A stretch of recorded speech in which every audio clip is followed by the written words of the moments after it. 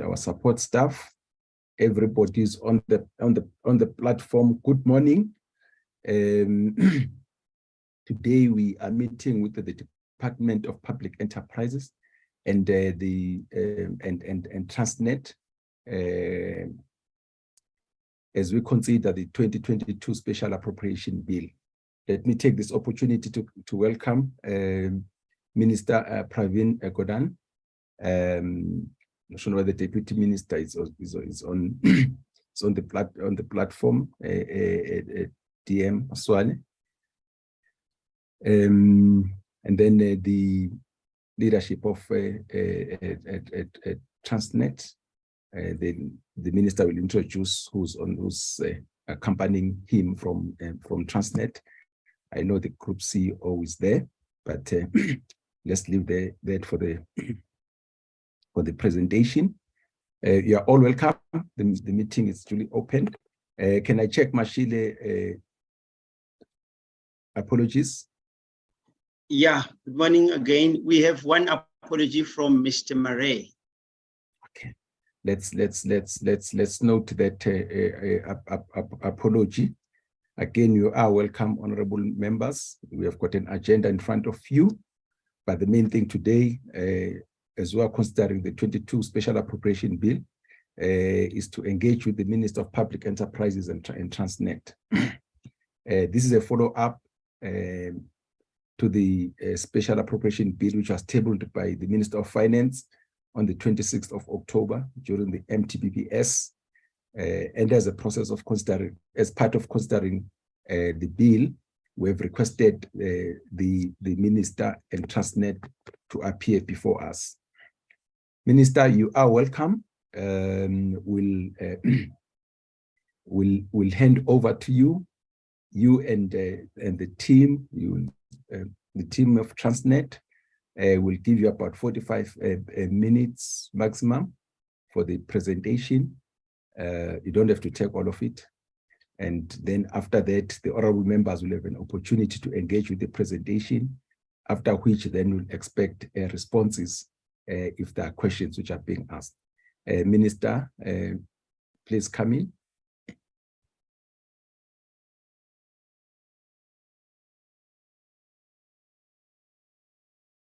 Mashile, do I have Honorable Gordhan on the platform? We don't have.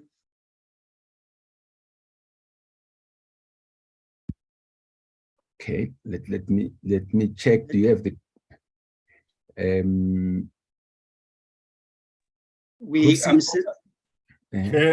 he is trying to level here the PLO. He's trying to connect. I'm also just gonna quickly check with him. My apologies about that.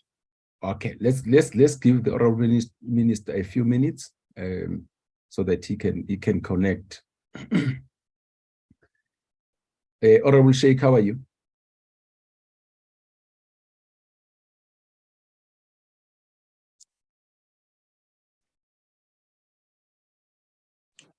Honorable Chairperson, how are you? Honorable Dekhale, good morning, welcome back. Thank you so much. How are you? I'm fine, and how are you? 10 o'clock, I have another meeting. Okay. I'll be running away from this one. Okay, thank you. No, that's an apology. I suppose that should note, Mashile, that Honorable Dekhale has indicated that she would leave us at 10. Yes, it's noted, Chair. Okay, thank you. Sorry, Chairperson. And they've asked for an extension. Sorry, Julius. I'm attending the WIPS meeting and also police, the crime statistics being released, but I will be in and out in any case. I will be here for the best part of the most part of the meeting. Thank you. Thank you so much, Honorable Sheikh.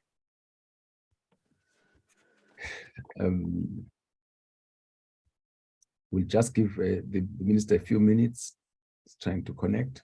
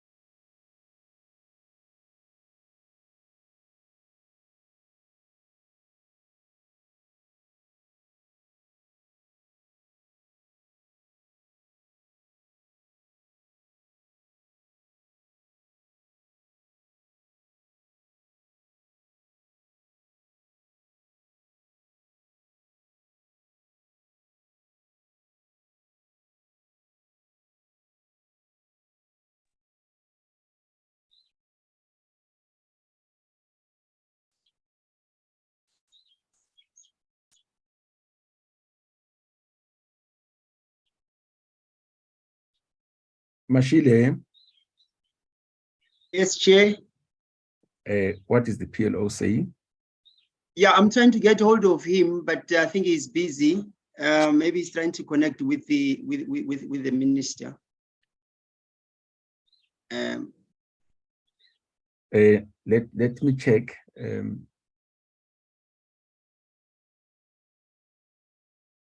CEO, Group CEO Transnet, are you? Good morning, Honorable Chair. Yeah, hi, Poshi. How are you? Good, how are you? Good, good. But shouldn't we start, because the minister is struggling? Then when he comes in, we'll see what to do. Okay, cool. He may make his input at the end of your presentation. Okay, no, that's fine. All right, cool. Good. Okay. Welcome, Transnet team. Transnet, you introduce your team, and as I said, we'll give you 45 minutes maximum. Then you'll decide if you are taking the whole presentation. It's you, but just bring back my meeting back to me after 45 minutes. Good. Thank you, honorable members. On our side, so I hope you're putting the presentation on. Okay. On our side, honorable members, we've got. Frankly, I don't actually know who's on from Transnet other than the following people. Cesar Mzimela, the CEO of TFR, Sandra Kutsia, our Group Chief Legal Officer, as well as Nonkululeko Dlamini, who's our Group Chief Financial Officer. I hope I haven't left out anyone, and then Ayanda Shiz, who is our Head of Corporate Affairs, as well as our spokesperson as well. So, honorable members, if I may, Chair, I'm setting my 45 minutes so that I don't overstep. If I may have the presentation, please. Sorry. So when the brief that we received was to cover the following areas: the financial performance of Transnet for the past 3 years, but we've also tried to go a little bit further back to show the situation. The reasons for the 2.9 billion rand requested from National Treasury, as well as the allocation, how it will be used. In your letter, you wrote there's the possibility of bailout requests, and I would say a shareholder has to invest, but let's not start a new politic on that one. And then some sense of what Transnet's loan book looks like, and revenue projections, and these are previous corporate plan forecasts. This is not the latest. Obviously, we don't make the corporate plan public, but rather our audit financial statements is what we make available. If you can please go to the next slide. So we start off the presentation, Chair, by focusing on the settlement with the locomotive manufacturers, the OEMs. The review application was launched in March 2021, and that was with respect to the 1,064 locomotives that we had ordered from initially 4 OEMs, which was GE at the time, Bombardier, CSR, as well as CNR. Subsequent to the event, actually, there's been mergers right across the board, or sales. The GE locals business was sold to a company called Wabtec, so you'll see the reference to Wabtec. Bombardier merged with Alstom, so you'll see Bombardier, Alstom everywhere. And CNR and CSR merged to form one entity, which is called CRRC. So a settlement has been reached basically with GE Wabtec, because in any event, they had delivered all of the locals on their side, and this is in process to get towards a court order. We've signed all of the agreement documents, and to our minds, we have reached a just and equitable settlement. In the case of Bombardier, Alstom, and CRRC, we have reached in principle agreement. In the case of CRRC, to our mind, we are at a definitive settlement agreement. In the case of Bombardier Alstom, we are in the next couple of days should be able to arrive at what we would regard as a definitive settlement agreement. So there's progress in as far as that's concerned. But I'll come back because there may be progress, but there are definite serious challenges, in particular with regards to CRRC.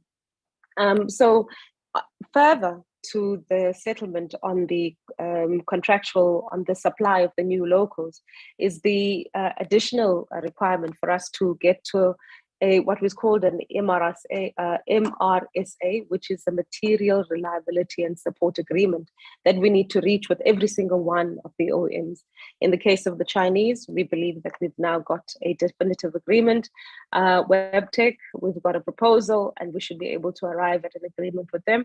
And as well as Bombardier Alstom will close that off as part of the settlement. Hopefully, by January next year, we would have reached agreement. To be frank, I think it's a lot more hopeful on all of the other OEMs except for CRRC. There definitely some support, some hard work still has to be done. In the case of CRC, there's still the matter of them receiving a valid tax certificate from SARS, and then SARB, the Reserve Bank, has to lift the restrictions on the CRRC accounts, allowing us in truth to import components and for them to be able to repatriate funds to China. Next slide, please. And that's where there's a bit of a deadlock. This slide basically was going through the process over the last couple of years, and it's basically an illustration of what I've just spoken to in the previous slide, where in large measure, the bigger requirement and why we focus on CRRC is because CRRC, their locals go to the North Corridor.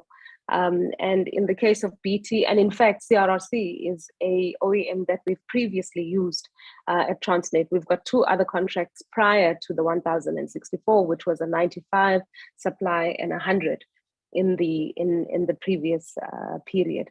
So by the time we get to Treasury, one of the big requirements that we had as we were looking at the funds that we needed to bring back to service all of the long-standing locals, we approached National Treasury last year to see if they would consider giving us some funding to be able to fund the return to service of all of the long-standing locals and also enable us to close off on the settlements as we move towards the closure, the legal closure of the review process. If you go, I think, if you can please go to the next slide. I mean, I think we've indicated the issues that we're able to get to this point of negotiations with both the Chinese CRRC as well as BT Alstom, because they've basically self-reported to the Hawks, and that self-report is a crucial element, and we have no clue what the self-report is, obviously, because it's confidential. But I thought it would be important, and if you please excuse me, Chair, this is a slide I added because I thought it would be important for the members to be able to see the situation with the long-standing locals. As of the 21st of November, we had 315 long-standing locals. Now, this is really a problem because if I tell you that in about 3 weeks ago, we were probably at 308 long-standing locals. And this is it's a figure that grows and shrinks on the back of, are we able to get components and parts? And whenever we get components and parts, we are able to deal with this. And I think this, I hope, also illustrates why we needed that 2.9 billion. So in terms, the 315 is made up of 43 Ds. Ds are diesels and Es are electrics. WebTech locals. 44 Ds from WebTech locals, which are long-standing, that needs to be maintained.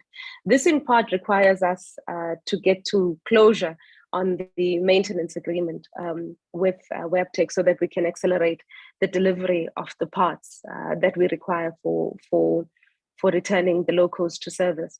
In the case of CRRC, we've got, and then the D45s would have been supplied by CNR, and 15 of the 22 locals that CNR has ever supplied to us are long-standing. In the case of CNR, when we've spoken to CRRC, we've indicated that we want to cancel that contract because of the 300 odd or so locals that we were supposed to receive from them. Only 22 were delivered. We've also got 5 15E locals that are from Mitsui, 29 of the 19Es also from Mitsui, long-standing. In the case of CRRC, so you see why they come to the top of mind on our side. There are a lot more of their locals that are long-standing, but some of them are actually from the earlier procurement periods. 43 of the 20Es, 28 of the 21Es, 90 of the 22Es, and the 22Es would be part of the 1064 procurement, and of the 23Es, that's Alstom, 10 are still outstanding. So that just gives you a sense of how many of these locals. Now, in our fleet today, we've got 1,971 locomotives, and that includes the 315 which are long-standing. So the operating fleet actually that we have available is about 1,600 effectively that we can use given until we bring back the 315. What is regarded as new generation, these are the locals which are basically 12 years and younger. We've got about 1,884. In the period where we were able to move 226 million tons, and you'll see that in subsequent slides, we had about 2,215 locomotives. So the traction power matters. So as things currently stand, we are about 10,000 kilonewtons less of tractive power, which we would require to be able to move the volumes on the system. And that's why the 2.9 billion rand was really important for us. Next slide, please. So the next 2.9 billion that we requested from Treasury, as you know, with the floods in Durban, we suffered significant, the worst, we suffered significant damage, with the worst damage being from just outside of Pietermaritzburg on the railway line right through to the port. So we had damage suffered by rail, virtually all of our facilities, in fact, all of our facilities at the port itself were flooded. There was also damage in TNPA in the dry docks, where we also had some significant flooding and damage to the equipment. So the total losses that we have estimated as Transnet as a result of the floods are 7 billion rand. The revenue loss is about 1.5 billion, and that we will never be able to claim because it's not covered by insurance either. Asset repair and replacement costs about 5.5 billion rand, and then there was actually additional cleanup, just the cleanup and restoration, the 72 million rand. We are insured at 2.3 billion. However, we have to take the first loss of 500 million, and so the claim we have put in with the insurance is 1.8 billion, which is currently in assessment. We've made quite good progress actually in the assessment and working with the insurance companies, as well as internal audit on our sides to do technical audit and AGSA to be quite comfortable that the claim that we've put in, we should get quite close to the 1.8 billion that's due to us. Obviously, as you know, with insurers, you never quite get what you wanted. So over and above the insurance claim and the 2.9, this basically enables us to refund the programs that we would have taken this money from, because we made a decision as Transnet and the board that the container corridor is really important and it's essential that we fix it. But also, as the honourable members may be aware, we had started a process in the beginning of the year to sell slots. And as a result of the damage of this infrastructure, we had to put a pause on that process until such time that we were able to bring back the system. We anticipate that by the beginning of the next year, early April, we should actually be close on the full capacity slots that we had available even prior. So clearly almost at design, because when the floods happened, we had about 25 to 27 slots available on that route. We should be back to close on 40 slots available on the route, which is actually quite exciting for us, and also in terms of the process for third-party access. Next slide, please. So the other dimensionalities, Chair, that you had asked for was what was historical performance. So we decided to go back to 2015-16. Remember, I referred to the year where we moved 226 million tons. At the time, we had the 2,215 or some, let me just go and check so that I'm accurate in the numbers. We had 2,215 locals in 17-18, and we were able to move 226 locals. We were able to move 226 million tons. As of today, and this indicates the performance, as we've had a serious reduction of tractive power, as I've already indicated to you, Chair. Most of the worst effect, and that's why we keep on talking about the North Corridor, occurs on the black, which is the export coal line, and that's where we use most of the Chinese locals, the 22 East. Now, because of the escarpment in South Africa, where you move from very high up in Mpumalanga, and you have to basically drop down to the coast in Richards Bay, your needs in terms of braking systems as well are quite unique. And so you can't just use any loco that we have in the system to locate on that system. That system has its own braking system, which is essential for any loco that so it's not like we can be able to move a loco from somewhere else and go and dump it on that system and we should be fine. So you'll see coal has really suffered significantly. We're also seeing losses on the export and ore side.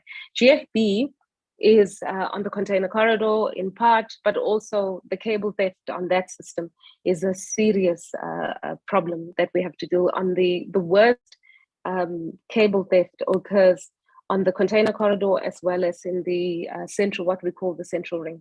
The bottom slide, Chair, just shows the performance of petroleum.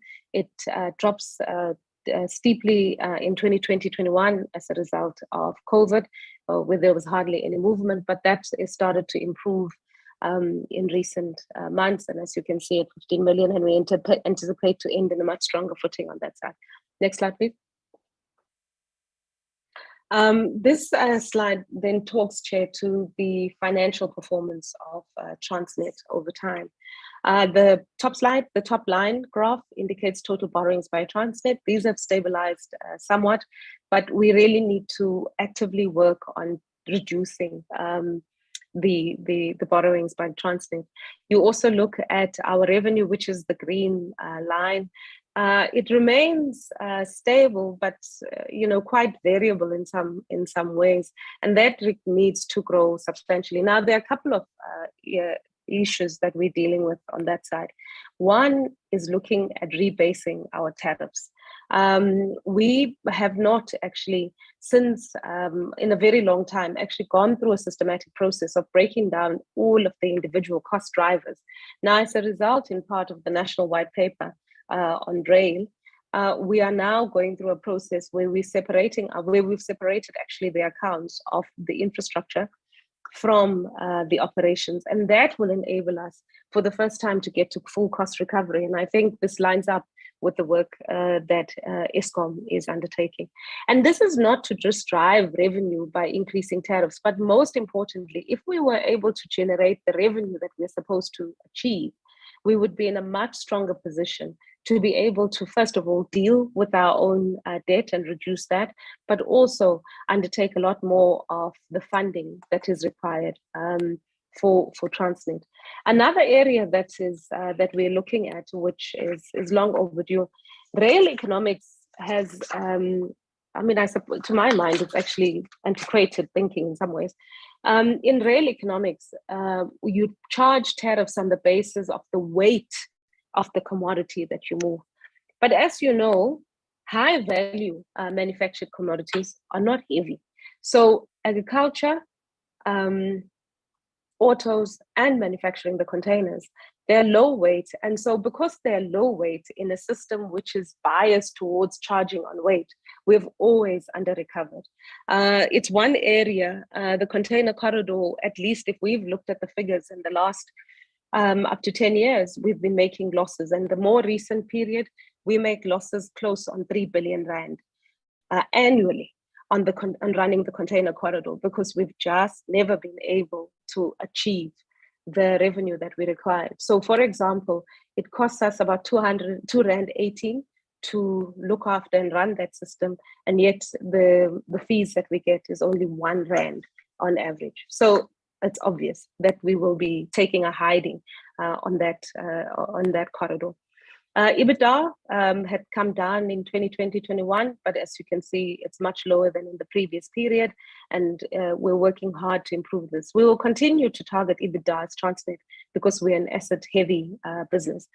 I think from an economic growth perspective, and I think, Honourable Chair, you would also agree on that, the black line is probably the most troubling one, because that's showing a decline or just too much of a steady state on capital investment. And we need to up the capital investment if we're going to be able to have a direct impact on economic growth and job creation.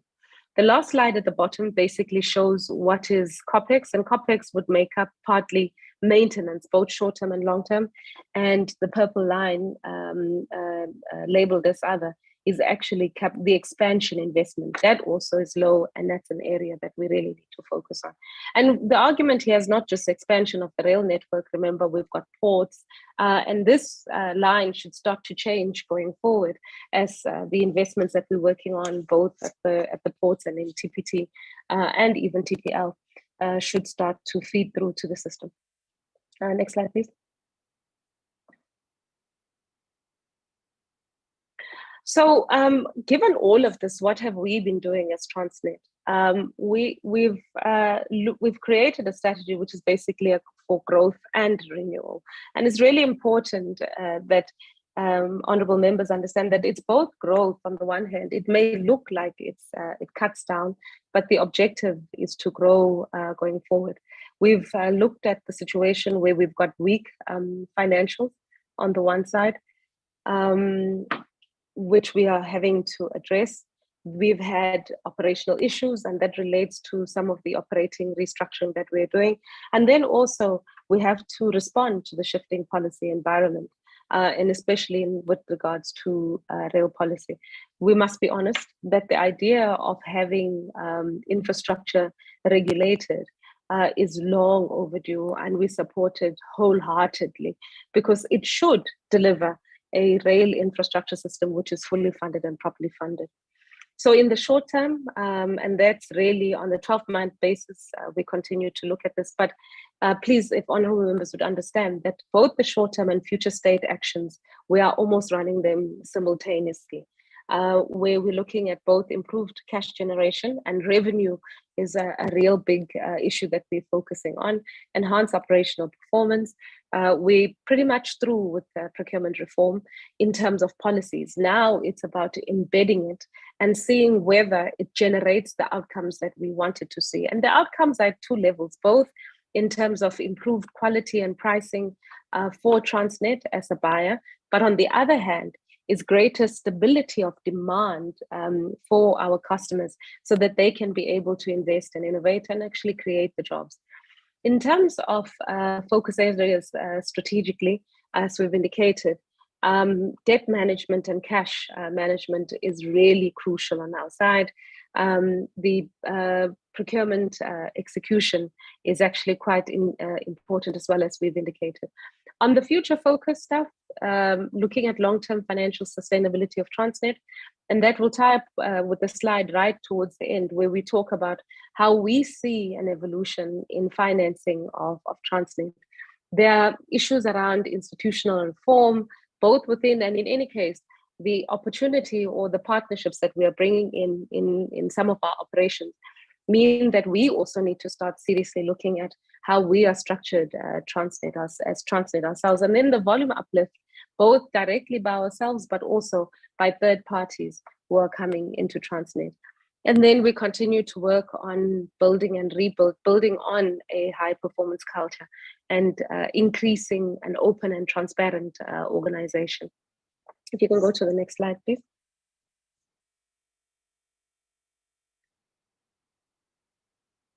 Hello, next slide.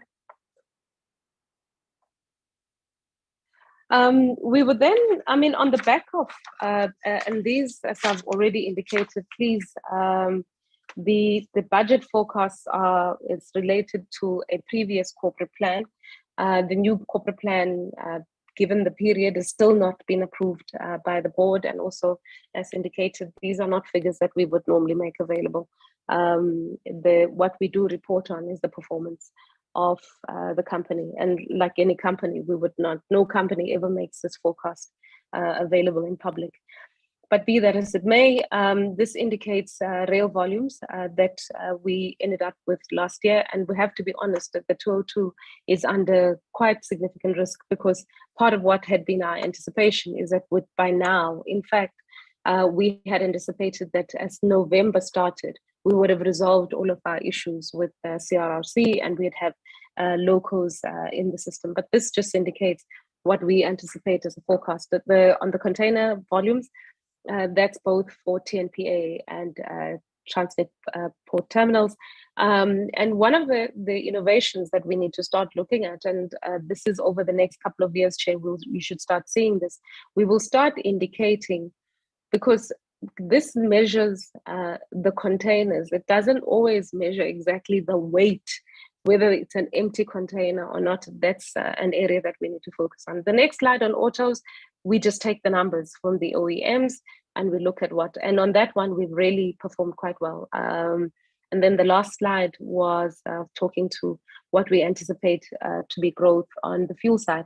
And on the fuel side, we've recently reached an agreement with SARS on the use of Taunton, which is an inland terminal for fuel, as a bonded storage facility for use by the OEMs, by the fuel majors. Unfortunately, they have an outstanding case with SARS, which they need to resolve on. And as soon as they resolve, they should be able to use our facilities. And that should see quite a significant growth on the pipeline side, because then the pipeline and rail will be back playing a significant role in delivering fuel into Botswana, for example.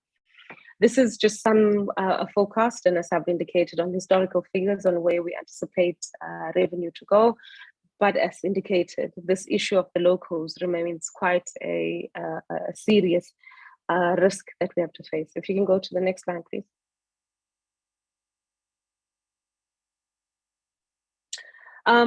Chair, this looks at our borrowing plan, both starting off at the 128 billion or so that we currently owe. And what we were looking at is how do we aggressively address this over the next couple of years, because in 5 years' time, we'd like to be closer to the 40% in terms of our gearing, because that would then give us headroom, both to take advantage of growth opportunities on the one hand, but also to have a robust balance sheet that is able to withstand any shock to the system. The partnering that we are driving in third-party access is quite crucial for us to bring in additional revenue. And also the 2.9 that we would have received from government, which supports the return to service of long-standing locals, and also the refunding of 2.9 billion for the with regards to as contribution towards the KZN floods, is crucial for us and is included in the 2022-23 numbers that we've added. Next slide, please.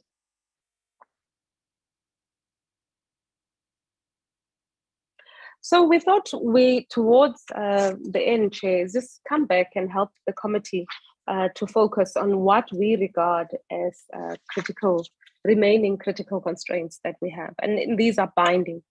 The locals, can't repeat it enough, is that we need to get back those 315 locals, which are long-standing.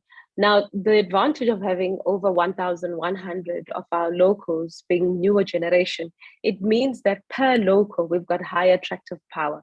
So in truth, to achieve a higher volume movement, we don't need to get back to that 2,000 number of locals that we had previously.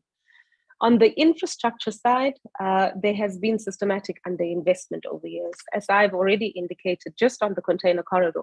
And the container corridor is unique because it's one of the systems where we have two lines dedicated right from the source, which is in Gauteng, right through to Durban. So it's a really expensive line to maintain. There has been significant underinvestment, and over and above that is that its losses has meant that money that would have been used to invest in infrastructure on the other corridors has basically cross-subsidized the continued operations on that system. And that's one of the things that we're trying to stop, is to make sure that each corridor is able to fundamentally fund all of its costs directly. This area of agriculture, manufacturing, which is in containers, and as well as autos, we believe is a crucial area that requires government support. And then on the security side, the incidence of theft, as you would know, are at a level where it is not, it's beyond Transnet, and in fact beyond PRASA to be able to deal with this issue. Eskom has exactly the same problems. In the last financial year, we lost 1,500 kilometers of copper cable, which we have to replace. It's not funded by the customers. There's no insurance that covers that. So that also adds to the cost, but not over and above the actual cost of replacing the copper cable is the issue that in those moments, the trains are not able to move, so we lose revenue. And unfortunately, in single lines, once the train is not moving, it's revenue that you can't make up for because there's only 24 hours at the end of the day. So a really important intervention. But we must say that government support in enabling us to hire peace officers as Transnet, which means that we can now effect arrests and undertake investigations, is absolutely crucial and is really a massive fill-up towards us. And we are working on both the training, identifying the resources that we require for that. Now, in terms of the initiatives to improve the availability and reliability of locals, we've basically got 5. There is as I've already indicated, returning non-operating locals, where we're working with the OEMs themselves to support us in bringing this back. At the time, about a year ago, we started talking to the IDC to see if they could help us with the funding so that we could accelerate the delivery. We're quite far with that additional funding that we required to, and because what we decided to do also was to approach industry to see if they could help us. Normally, this is maintenance that would have been done by Transnet Engineering, but we've opened that up to outsiders.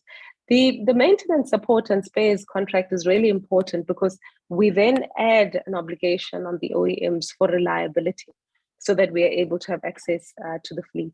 The new local supply is almost an invariable as a result of the 1064 procurement exercise, where in the case of CRRC, which was originally the CSR locals, 99 had not been delivered. So we're just basically closing on that delivery. And in the case of Alstom, 156 had not been delivered. And we anticipate this over the next 48 up to 48 months, as soon as we get to an signed agreement with them. And then about what we also trying to working on is improving our maintenance tracking, and to ensure that there's discipline in maintenance, that we don't do what we've historically done, is run to failure any of our equipment, but rather maintain as we go along. In fact, we are in the process of approving a new maintenance policy in Transnet, which goes right across the group, from the rail, right through from TFR, right through to the ports, both at TNPA and TPT, so that we can improve reliability. Incidentally, even TPT is going through a process of signing, of tendering for MRSA, a maintenance support agreement with all of their OEMs who supply them with port equipment like Kalma, Liba, so that the cranes will have greater reliability, and most importantly, we have long lead times items in South Africa. In fact, one of the challenges that we have right across, I mean, even when you look at WebTech, who we have a normal relationship with by and large, the challenge is that there are some of the parts that we require, which are long lead time items, that if we had had a maintenance and service agreement, we wouldn't be in the bottom of the line, we would have been able to have secured those. And that's why the maintenance agreements are really important for us. Next slide. So this is just an indication of the timing that we frankly were hoping for in terms of returning to service of the long standing locals. In the December to March period, 143 locals were to be returned to service. Frankly, until such time that we've closed on the agreement with the Chinese, this is at risk. And I just want the committee to be aware that this is at risk. And from April 23 to March 2024, we were looking at another 181 of the locals to be brought back, because some of the damage or some of the work that needs to be done is quite extensive to bring back the locals. And that would lead to about 2.7 billion, which is what we've estimated as the cost. Next slide, please.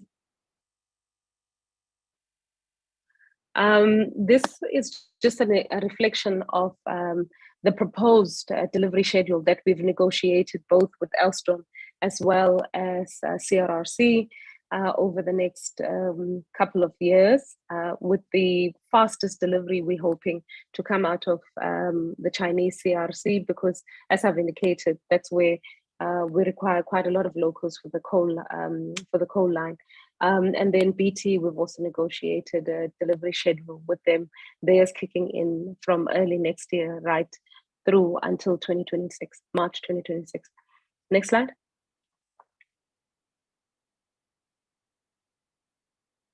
So we've done an estimation. Now this was so on the assumption that the non-operating locals would start coming back into the system beginning in November 2022. However, unfortunately, we've not been able to achieve this. We had anticipations that we should be able to move an additional 10 million tons, which would have generated about 2 billion in revenue for both for TFR. We had not done the calculation because it's additional revenue also for TPT as well as Transnet engineering itself, most of it on general freight, as well as achieving the 60 million ton at least on the RBCT coal exports. For the country, we anticipated additional foreign revenues just on the back of what are the prevailing prices in the market. But unfortunately, having not gotten the locals in November, we are not going to be able to deliver that, and not sure if we're going to be able to reach agreement in December. And South Africa's December is also a bit of a problem as well. The numbers at the bottom indicate a general improvement as a result of additional locals as they come back on the sustained basis. The MSAs are really important because they ensure that there's sustainability in the availability of locals going forward. The trucks that we'd be able to move off the roads, that unfortunately we are able to deliver once we have the locals on. Next slide. What we were trying to just indicate to the committee in the next 2 slides, and I will really just go through examples in this case. What we show you is, if you look at the export coal, the immediate demand in terms of local capacity is 198 locals with the trains, but what we actually have available is 138. So it is clear that the additional locals, if we had them, would really fill quite a huge gap as indicated. If you look at chrome and ferrochrome, we've got 35 the demand is 35 trains, but we only have 20 locals. That also would move quite fast if we were able to have additional train. At the bottom, we indicate locals. At the bottom, we indicate what it translates to in terms of the number of trains that we have available, tonnages, and also the revenue impact by commodity type or the various flows that we have. You even see Cecil, can you go to the next slide?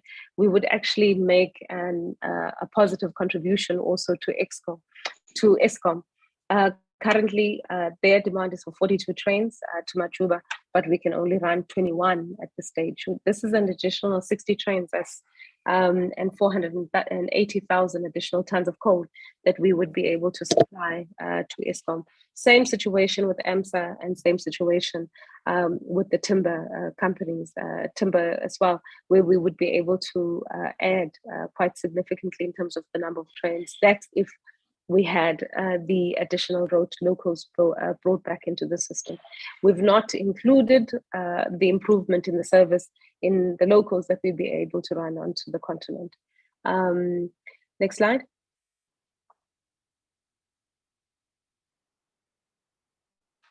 So getting to the slide, I mean, on this one, and this is really, Chair, sorry, towards genuine conclusion. It talks to going forward, the conversation that we think is crucial to have is around how we fund infrastructure. This is from the Rail White Paper, and we started to look at models in different countries on how government is funding infrastructure going forward. If you look at it between 2020 to 2029, the German government, federal government, is giving Deutsche Bahn, who Deutsche Bahn is a lot like us, which is they are the infrastructure owner. It's a state-owned company. They are the infrastructure owner, and they control about 60% of the operations. 30% or so is in private hands on their side. Deutsche Bahn has received between 2020 to 29, receiving 63.4 billion, not million. Sorry for that typo. Billion euros from the government to be able to support the capital expansion requirements. A significant chunk of infrastructure maintenance as well is funded directly from this money that comes from government.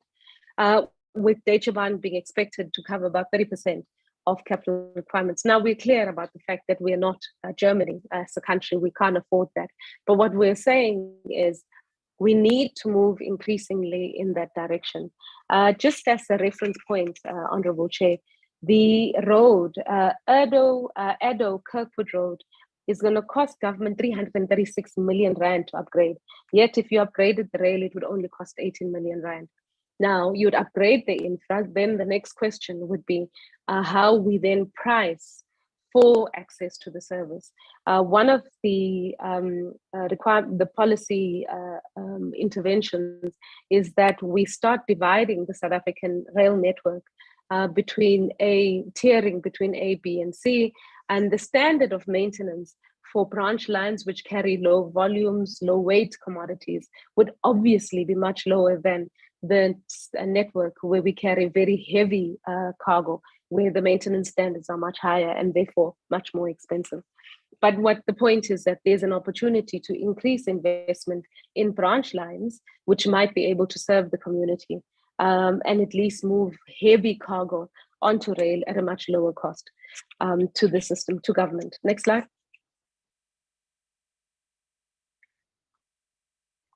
So as Transnet, what we've been doing is the debt that we indicated to you and the borrowings that we continue to undertake for self-funding, and that's the funding that we put on balance sheet.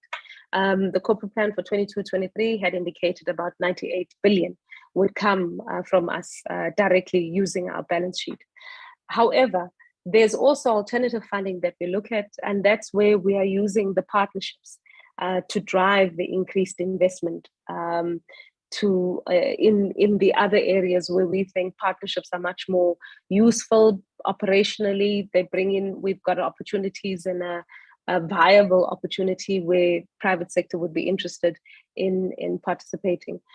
Towards the end, where we talk about the economic obligations, this is the area where branch lines would come in, where some additional government support, both at a local government, provincial government, and even national government, would actually be helpful to increase the volume of cargo, rail-friendly cargo that we can move on rail, which at a reasonable price, and especially within regional areas, and especially given the fact that we've got this huge, extensive network as South Africa.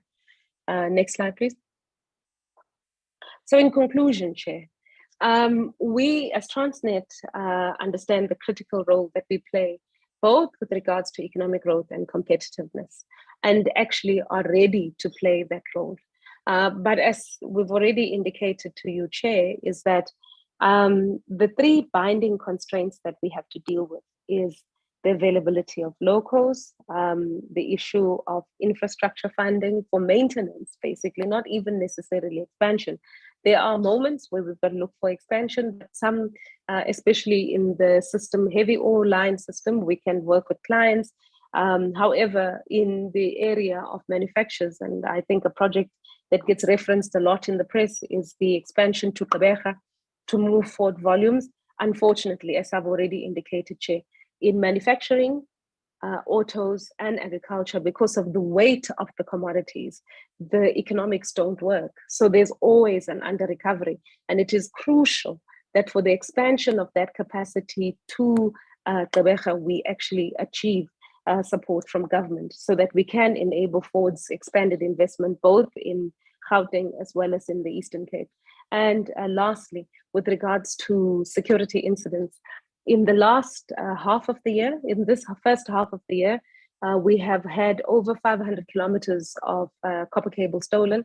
Last year, we had 760. So there is an improvement as a result of partnerships with customers and the interventions that we have been making. But to be honest, Chair, at 500 kilometers, it's still excessive.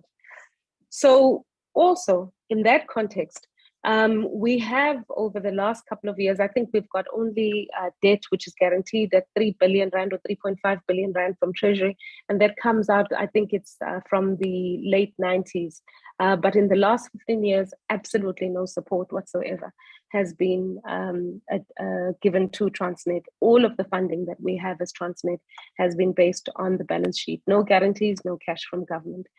We, however, look forward to ongoing engagements with government on how infrastructure and maintenance is funded going forward to enable a shift from road to rail. We're using private sector partnerships aggressively to the extent that they help us increase capacity and grow Transnet going forward without increasing the debt burden on the balance sheet, because we're quite determined to increase the robustness of the Transnet balance sheet. Thank you very much, honourable members, and thank you very much, Chair. We are available to take any questions that you might have. Thank you, Group CEO. Let me just check, is Honourable Minister on the platform? Mr. Goran? Good morning, Chair. Yes, I am. My apologies. I was both having technical issues, but I was also engaging with the leader of the opposition who insisted on making a grandstanding visit to Kusile without making proper arrangements. So my apologies for connecting late. No problem, Minister. We decided to proceed with the Group CEO. Just to check with you, do you want to come in now, or would you allow you would have come in first, or you want to allow the other members to have questions? No, please go ahead, Chair. Let me not hold you up. And then if there's a need for me to respond, I'll come through. Perfect. Thank All you. members, thank you very much. Transnet, oral members, you know how we do it. Can I have indications of the oral members who would like to interact with the presentation? Matafa. Honorable Matafa. Chair Sarupan, please. Honorable Sarupan. Good morning, Honorable Sarupan. Good morning, Chair. Waiting, honorable members.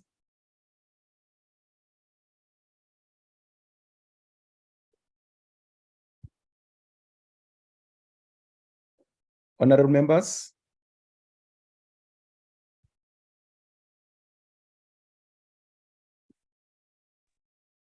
Peters.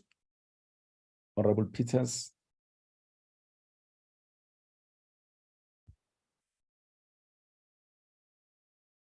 Okay. If the other hands would allow you to come in, But Oral Matafa, can you start? Thank you very much, Chair. I'm going to request that I switch my video off. My network has been rather unstable, if you allow me, Chair. Please proceed, Oral Matafa. Thank you very much, Chair. Good morning, Chairperson, Honorable Minister, members of the committee, the CON team. Thank you for the presentation that was presented. It is really assisting in our oversight work and clarifies many areas of concerns that we would have had, based obviously on some headlines. One, I will request a comment from, I beg your pardon, from the team, just to clear the air so that we are able to move forward. Chair, I just have a few questions. The first one emanates from slide 4, where the 2.9 billion is stated to be required to ensure the return of out-of-service locomotives. My question is that I've had a few figures, and I will request humbly that the CEO maybe just confirm or correct me. The idea is to procure 315 locomotives. And the view is that there is no need to move back to the 1,971 total number. Now, my question is, if I'm correct with my understanding, how will this decline in numbers of locomotives to be procured or repaired will impact on the full operations of Transnet, particularly in the space of passenger movement? The second one is, what is the ideal stock target if money was not a problem for Transnet as it pertains to locomotives? Coupled to that, Chair, currently there's a hot topic on BEE, what it represents and what other sectors of society prefer it to represent. My question thus is that in the 2.9 billion, is there a clear plan or policy that will allow previously disadvantaged individuals, particularly companies owned by Africans, to be able to participate or benefit from this allocation that is being done? So I just want a view on the issue of BEE and how will Transnet respond to that? Because in the main, it's starting to appear as if, well, that is not according to Transnet, I'm just saying, appear as if being black and doing business with the state is criminal. So I just want a view to find out how are they going to approach that particular issue. Chair, slide 6, there's a view that there is capital disinvestment decline since 2015 and 2016. Now, the question here is, what is the main reason behind the decline in capital investment? For us, we view the situation with serious concern. And the question is the situation ideal, or are there plans to have the situation reversed? I have noted that the CEO does mention that they are in interaction with the IDC. Could this interaction be one of the efforts to try and close this gap? And if not, what other solution is there, if any? Chair, on the issue of loss through criminal action of Transnet infrastructure, I'm just interested to find out if whether have hotspot of this theft been identified? Have other measures like anti-theft copper or even security patrolling the main lines considered to ensure at least that there is an effort to prevent theft before it happens? And if it does happen, with the anti-theft copper cable, you are at least able to trace and maybe recover if you are successful in the tracing exercise. So I just wanted to find out what efforts are there to try and curb this particular occurrence from becoming worse. Chair, I mentioned the headlines. One headline states the following, and here I just need a reply from the CEO just to clear the air so that at least South Africans are on board as well. The headline reads as follows. Experts estimate that Transnet is losing about 3 billion rands in revenue a year due to unproductive ports. Can we have a response to this headline? Maybe an indication of if there are unproductive ports, how many are they, and what efforts are we actually putting in place to ensure that the situation is improved? Chair, the last one,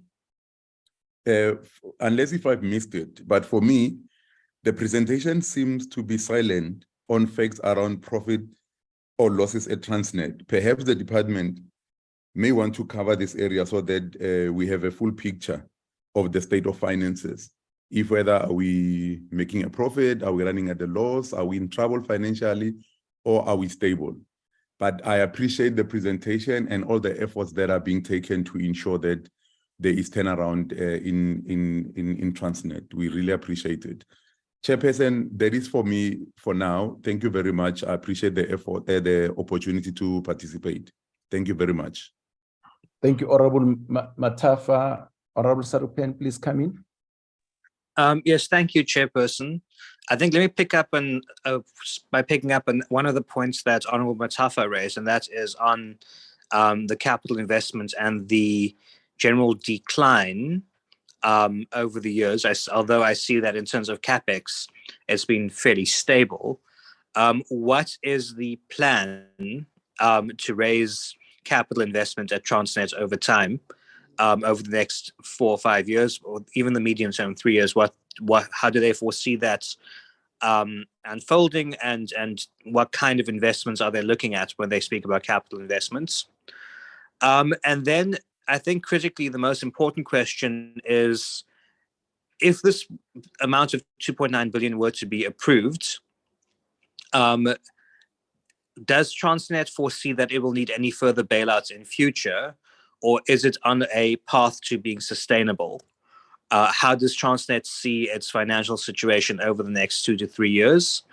And does it anticipate that it will be able to manage what it is doing?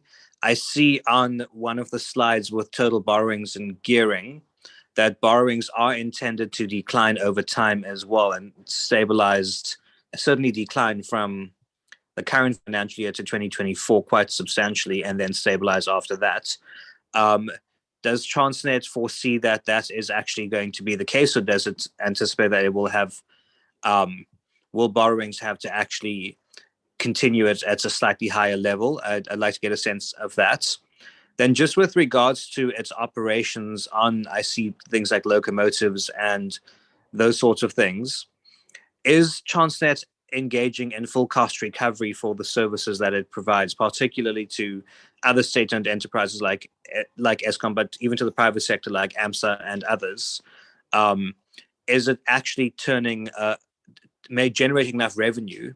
Don't want to say turning a profit, but generating enough revenue to be able to be self-sustaining in these operations? And if not, what is the plan to turn that around? That's everything from me, Chair. Thank you very much. Thank you, Honorable Sarupen. Honorable Peters.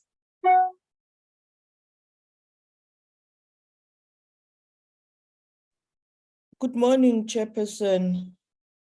Good morning, Chair, and Morning. the Minister and the DG and the team from Transnet.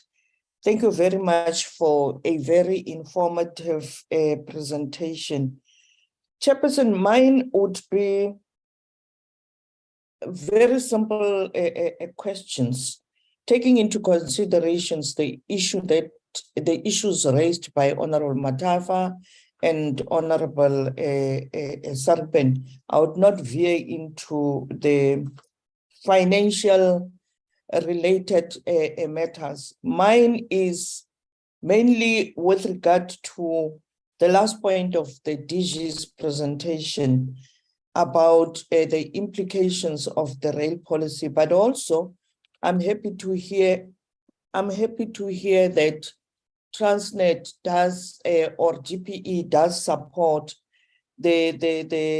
with the example that they use about Germany and access to the how much Germany spends on the infrastructure, that case study is very interesting to know whether there is participation by GPE and Transnet with the discussions of the rail policy and the issue related to the transport regulator.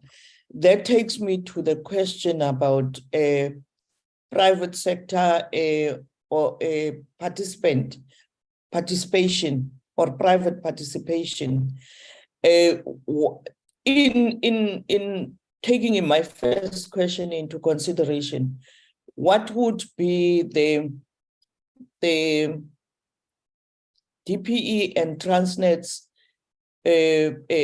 allocation to the issue of private sector access, but also as at present, Chairperson, what is the percentage access for Black-owned companies, as well as the access for women-owned companies? I'm talking about in the mining sector, because they also need access to move their ore, and even in the other sectors, they need to move their produce.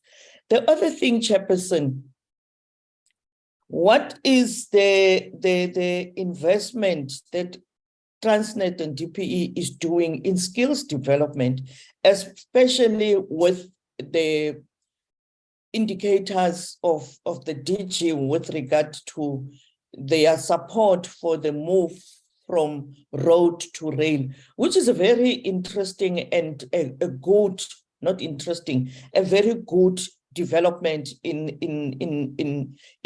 the issues related to road safety, but also the challenges that we have with the trucking industry.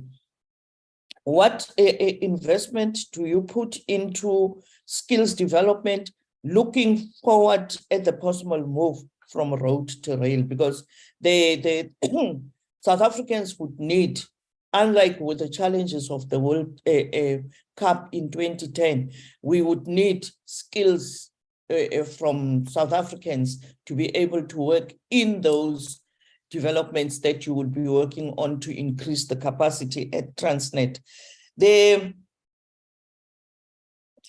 last one, Chair, is taking into consideration the issues of road safety, the issues of challenges with the move with regard to the taxi industry. Is there any possible engagement between PRASA and Transnet with regard to the metro rail, not metro rail, to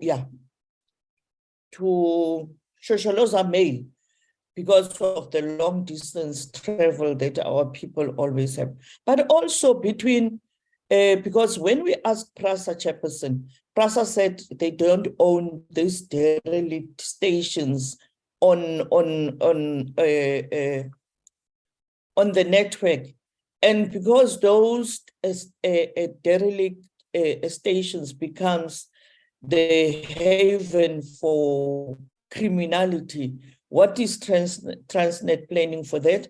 But also the properties that Transnet have all over the country. Is it not possible that Transnet can either lease at nominal fee to the provincial government or local government those properties? I'll make an example, Chairperson, that during my tenure, I would say my tenure as Premier of the Northern Cape, we engaged with Transnet with regard to the building, the Sawa building in Kimberley. And I'm happy to indicate that the Premier's office is still operating from that building and it is well kept. So I would want to know whether there is that type of initiative on the side of Transnet to make sure that you safeguard your properties, but also safeguard some of these old stations where the small businesses can operate from. So I'm asking these questions, Chairperson,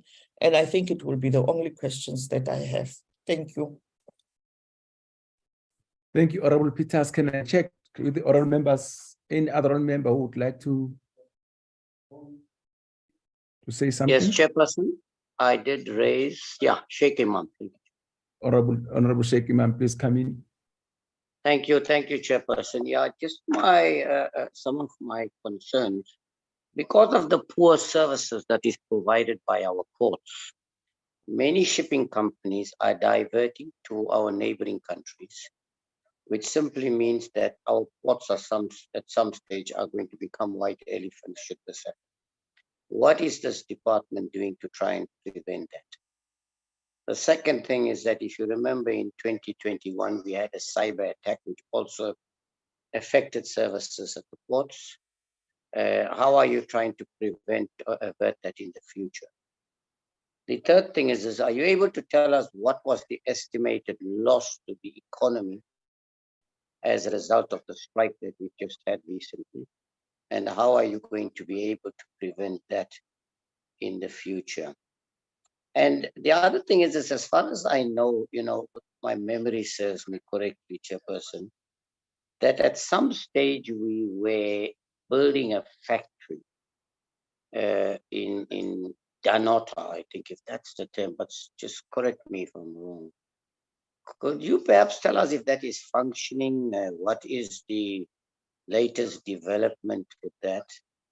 And the other thing is that the last thing I will touch on is, why is it that we are so reliant on the outside world, particularly for stuff like even train wheels and that kind of stuff, even though at some stage we had the capacity to manufacture these things, and we opted to shut down these factories, sell those stuff, machinery piecemeal, whereas, it could have been, and it also affected a lot of jobs in this country. Why did we not try and save that so that we could employ more people, produce our own necessary stuff that we needed, and also use it for the purposes of export? Now, some experts lastly are saying, particularly in the transport sector, that Transnet does not have what it takes to effectively deal with the crisis that we have in the country, particularly from the port perspective. Can you tell us what is your comment in terms of that? Thank you, Chairperson. Thank you, Honorable Sheikh Imam. Do I have any other honorable member who would like to come in? Okay. Let me then come in and let me thank Chairperson. Yes, Honorable Mlenzana. Mlenzana here. Pardon me, Chairperson. I had told myself that I would be a careful listener today. But look, I am thinking that at least I have to ask this question, particularly to the minister, if he's still around. There is this question of confidentiality that we have to keep up with. Now, I am not sure, Chair, if at some stage we would be able as the committee to be favored with details of all these court-related cases, wherein if then there is this element of confidentiality, but we would be told that there is this list of individuals who have been charged for corruption-related issues, and then they are now at this stage with investigations. And if then court has ensued, it is at this level. And if there are cases which are done, these are the cases which have been done. And if there has an action taken against such individuals, what has happened? I'm thinking aloud, Chairperson. Pardon me for this late thought. Thanks. Mlenzana, any other honorable member? Sorry, Chairperson. I've got one urgent question. It might not be relevant to Transnet, but yes, to public enterprises. You think I can raise that, Chairperson? Yeah, please, the minister is here. Yeah, thank you. And thank you, Minister, for being here. Minister, I've been raising this for the last 2 weeks, and I'm very concerned, and this is to do particularly with ESCOM. And, you know, we might be, there is talk that we might have fuel shedding in the country. Now, aggravating the situation of ESCOM because they need diesel. And now we've been told they do not have the financial resources to provide diesel. And we are concerned that this is going to have a major impact on the energy crisis we already have in the country. Maybe if you can just advise us whether there is some plan in place to prevent this from happening so that we don't have further interruptions in the energy supply. We can't afford anything more than we already have. But thank you for that. Okay, I thank Honorable Sheikh. Minister, I hope you'll be able to answer that one, although we're about Transnet. The oral member just requested to pose that question. He knew very well it's not about today's presentation. But let me come in if there's nobody else who wants to come in. Okay. Thank Group CEO for the presentation and the clarification as to why you need money from government. Just to say, as this committee, as you can see, I think it's the first time we were having Transnet in front of us. We usually don't bother you if you don't request money from government, but immediately you request money from government, you become our client. So you have defined yourself as our client, as it were. And also thank the Minister for coming to this meeting. We got the apology. My first question, Group CEO, what would you say when I'm saying you are under insured and it took the floods to expose you? That's one. Two, you have made a point here that you charge according to weight, and then it undermines your true charging as far as high valued commodities, freight are involved. My question, what is that stops you from charging the correct way so that there is no cross subsidizations to speak of? The events at Transnet, unavailability of coaches and so on and so forth. What has been the impact of this on your cost of capital? The next question, when you talk about the question of government having to invest in the rail infrastructure, are you then propagating for a separate company which is going to own infrastructure? That's one. But related to the question, obviously for you to access that infrastructure, you'll have to pay. On a cost-benefit analysis, where is that going to take you?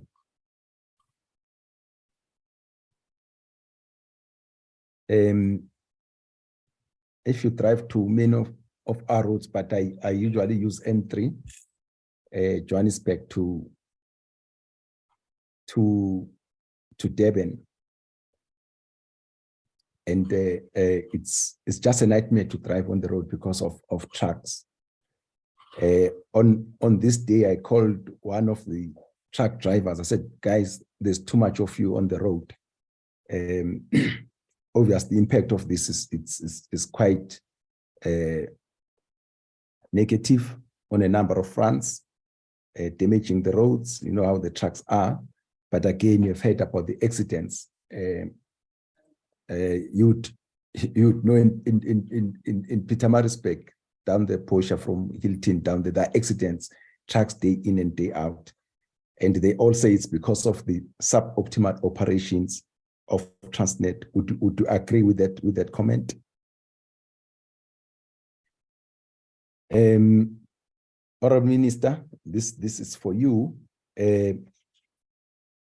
Obviously, you know that whenever we consider recapitalization of companies by government, we always look at the conditions. Are there conditions that you are attaching to this recapitalization that you are proposing to Parliament? And if there are, what conditions are you looking at? The last one, I'm taking advantage of the Group CO here, because this is under your portfolio. What's happening with your blue train? I think with those questions, I'll back to you, Honorable Minister, and the Group CEO. You'll decide who answers which question. Thank you. Let me come in first, Chairperson. And I'm also in a cabinet committee meeting shortly, so I might excuse myself if that's okay after responding. I think, Honorable Matafa's questions around BEE and the beneficiaries as far as small business are concerned, or Black business is concerned. There's lots of stats available from Transnet. So if you take a combination of Transnet and Eskom, I think the expenditure there covers more than 100 billion rands. So I don't think there's anything negative about that. I think that what we require is what I was reading somewhere yesterday, an explosion of Black-owned businesses that have the technical ability to supply commodities that are required by our SOEs and the state more generally. At the same time, I think the committee and Parliament more generally should take a strong stand against criminals, I don't care if they're black, white, pink, or blue, who are looting the state under false pretenses, supplying, for example, rocks to Majuba power station instead of coal, supplying fake parts to Eskom for which they get paid a premium, and so on. So I think we've got to get this explosion of the number of businesses going in South Africa, because that's what is going to increase economic inclusion, but more importantly, level the playing fields after the historical exclusion that we've actually had. I'm sure the CEO will respond to the capital investment points that Honorable Sarupen and Matafa are making. But that period of 2015, 16, and around that time, the clear impression that we have from the Zondo inquiry amongst commission inquiry and so on, is that capital was shifted in the direction of these locomotive deals. And you had a fair amount of details provided to you today. And that meant that maintenance and new investments took a backseat as far as infrastructure and equipment was concerned as well. So state capture did have that kind of impact as far as that is concerned. And clearly, if we're looking at the Durban port alone, the numbers I think Transnet had a little while ago was almost 100 billion rands over 10 years to be invested in building a new terminal, hopefully with a private sector partner, would bring in some of that capital and skills as well. The word bailout has been used, and here you use the word capitalization, but I think neither of the 2.9 billion rand amounts amount to either a bailout or a capital or a recapitalization of Transnet.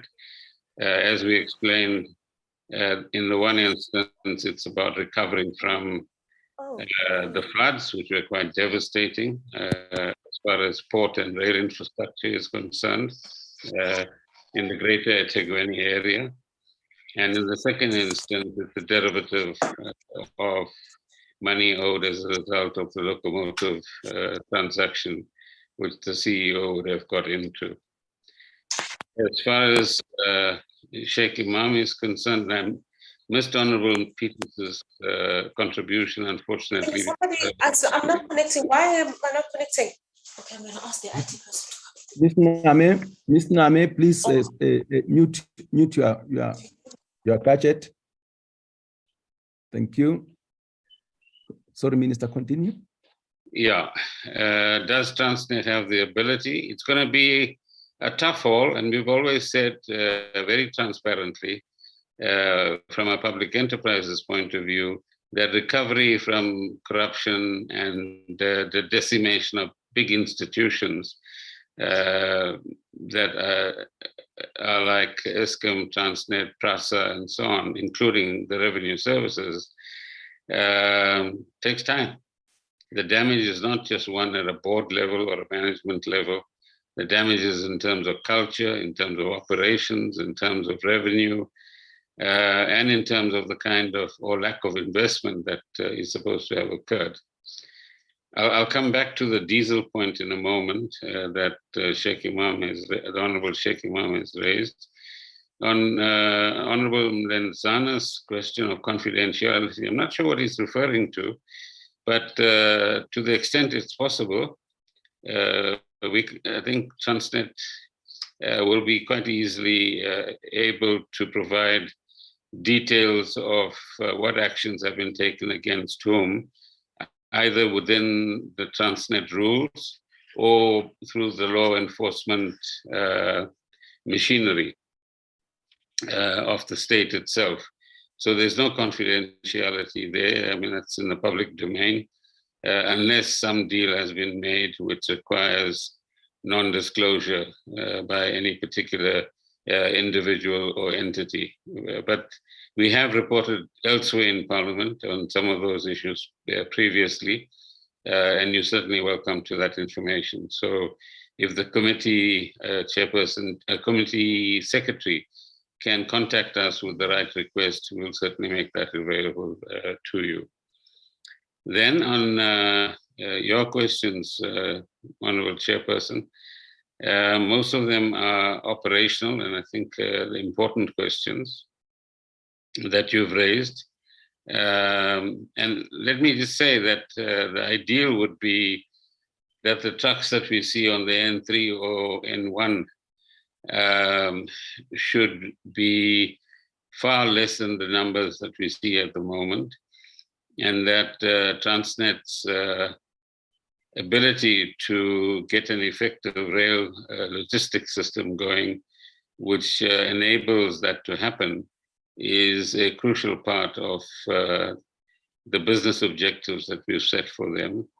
And the quicker that happens, the better as far as maintenance of roads is concerned, but also accidents, blockage of traffic, and the manner in which sometimes these trucks behave on the roads. So I share your experience in that particular regard as well, as far as the N3 is concerned. So it's an area that needs a lot more attention. And whether we like it or not, there are issues, operational issues within Transnet that the CEO and her team are giving attention to. And I'm sure we'll see the results of that as we go forward. So as far as conditionalities is concerned, in the first instance, let me repeat that this is not really a request for recapitalization as much as, if you like, a reimbursement of some sort. But the conditionalities has to be for all of these entities. Are you spending the money well? Are you investing it in the right place? Are you ensuring that you're getting value for money in whatever procurement exercise is engaged in? And can we say that the culture of corruption has been eliminated? And the answer is not yet.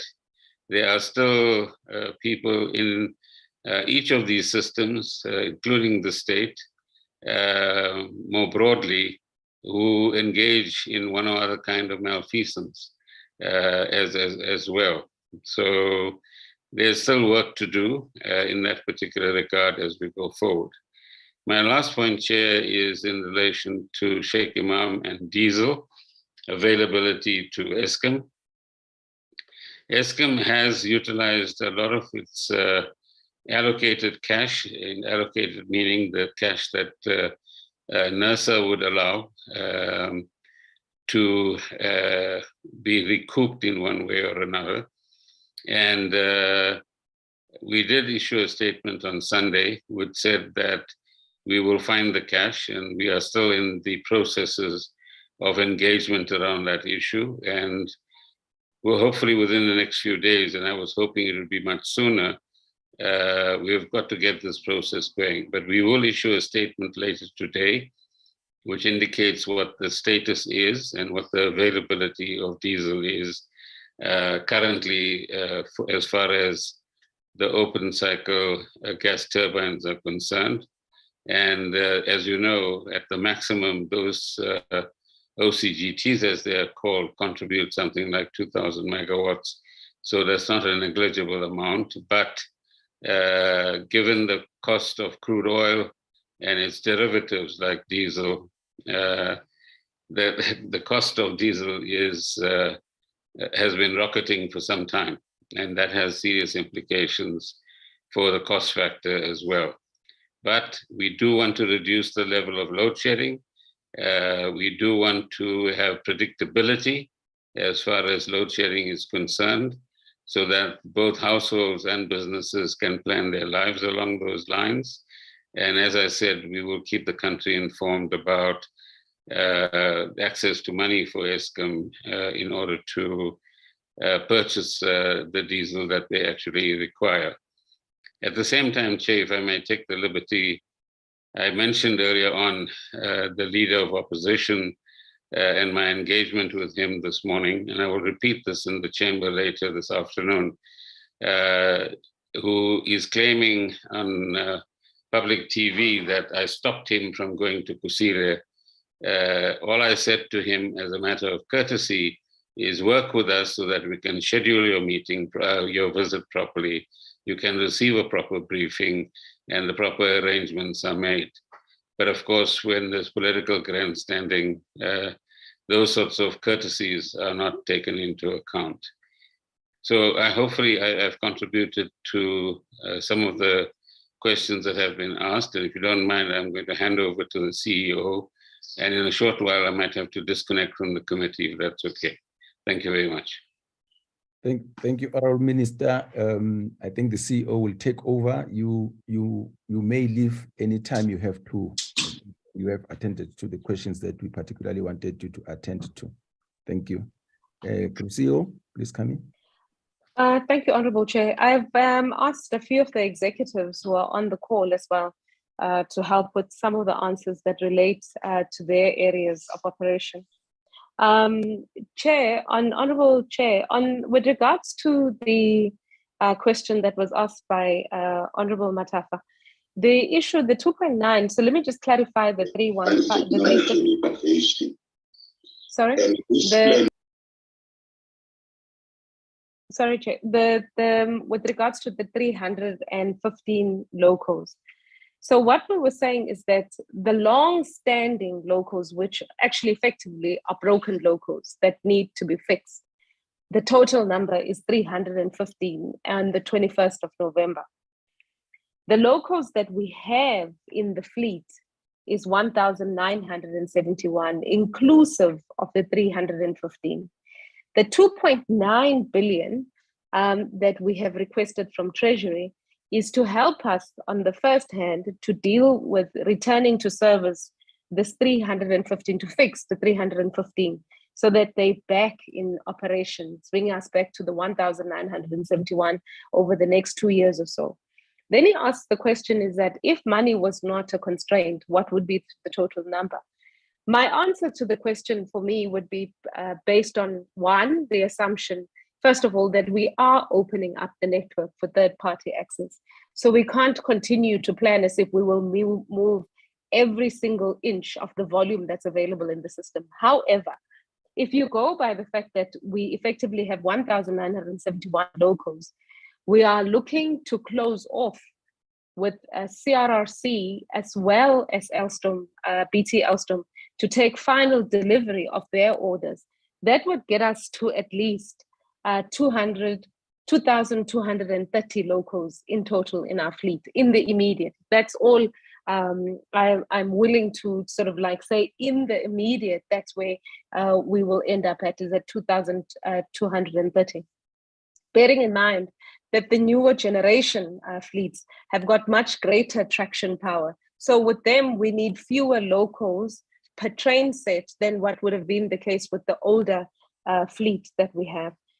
Now, the issue of the capital investment decline, honorable members, I mean, if you look at the slide that we show you, what was the debt situation, as well as what was happening to revenue, as well as EBITDA, there was less and less free cash available to service the debt on the one hand, and also, or on the other hand, to also fund expansion programs. And that's really no other fancier reason for why there's been a decline in capital investment from Transnet. However, if you look at our plans going forward, the Durban Master Plan, the expansion of Durban Port from the current 2.7 to 3 million TEU container terminal to the 11.3, significant investment, which will definitely have multiplier effects over a period we anticipate between 10 and 12 years. We should be able to get to full capacity. We also have the LNG terminal in Richards Bay, which has already been advertised, and we should be coming out with an RFP either late this year or early in the next year. Also another expansion. Another expansion is the new manganese terminal that we will be building in Gqeberha, as well, in Ngqura itself, which also is an additional capacity expansion. So there are quite a lot of expansion projects, which are just at the ports as well in TFR. In the case of TFR, with the expansion of the with the building of the new manganese terminal, 16 million tons, we would have to expand rail capacity by another 6 million tons as well. So there are quite a lot of expansion projects that we have planned, a lot of them in partnerships, and that's why the partnership that we've near closure on in Pier 2 in Durban at Durban Container Terminal, as well as the Ngqura Container Terminal, which will ensure that there's additional cash brought into the business. And the intention is to use that cash to modernize the equipment at the port. So the plan definitely is to grow investment. You indicate the loss through criminal action. Honorable Member Mafata, there's actually quite a lot of work. We've got quite a big team that helps to do the investigations on the one hand. Between our security, must say we've been seeing a lot of success, both in the area of fuel theft as well as cable theft, where we are effectively making arrests. Now the issue is our ability to ensure that once the people are arrested, we are able to ensure that they end up in prison or fined. But recently, we were pleased to see somebody getting sentenced to 15 years. But there's a lot more work. We arrest many more people than they end up actually going through the court system. That for us remains quite a big concern. Nonkululeko, can I ask you to deal with some of the financial ones, and then I'll come back and pick up on some of the other operational questions. Thank you, Portia, and good morning to the honorable person. Just to build on some of, and I think you've touched on some of the points around the financial performance. Honorable Chairperson, the financial performance is very much directly linked to the operational performance, and therefore some of the work that was highlighted in the slides that the GCE shared is critical to ensure that we get Transnet to its full potential in terms of the operational performance, which will then ensure that we see much better profitability and stability at the bottom line. At the moment, there are some business areas that we are seeing much improvement and much performance, but the issue to resolve around the locomotives will certainly drive better performance in terms of profitability and get us to much more stable levels. That then links to the question around the borrowing levels. We have, in the slide that we shared, have a target to remain between 40 and 50% of gearing of the balance sheets at any point in time, to ensure that we continue to leverage and use people's money on balance sheet, but we don't want to get to the levels that would be uncomfortable and make it difficult for us to continue to borrow further.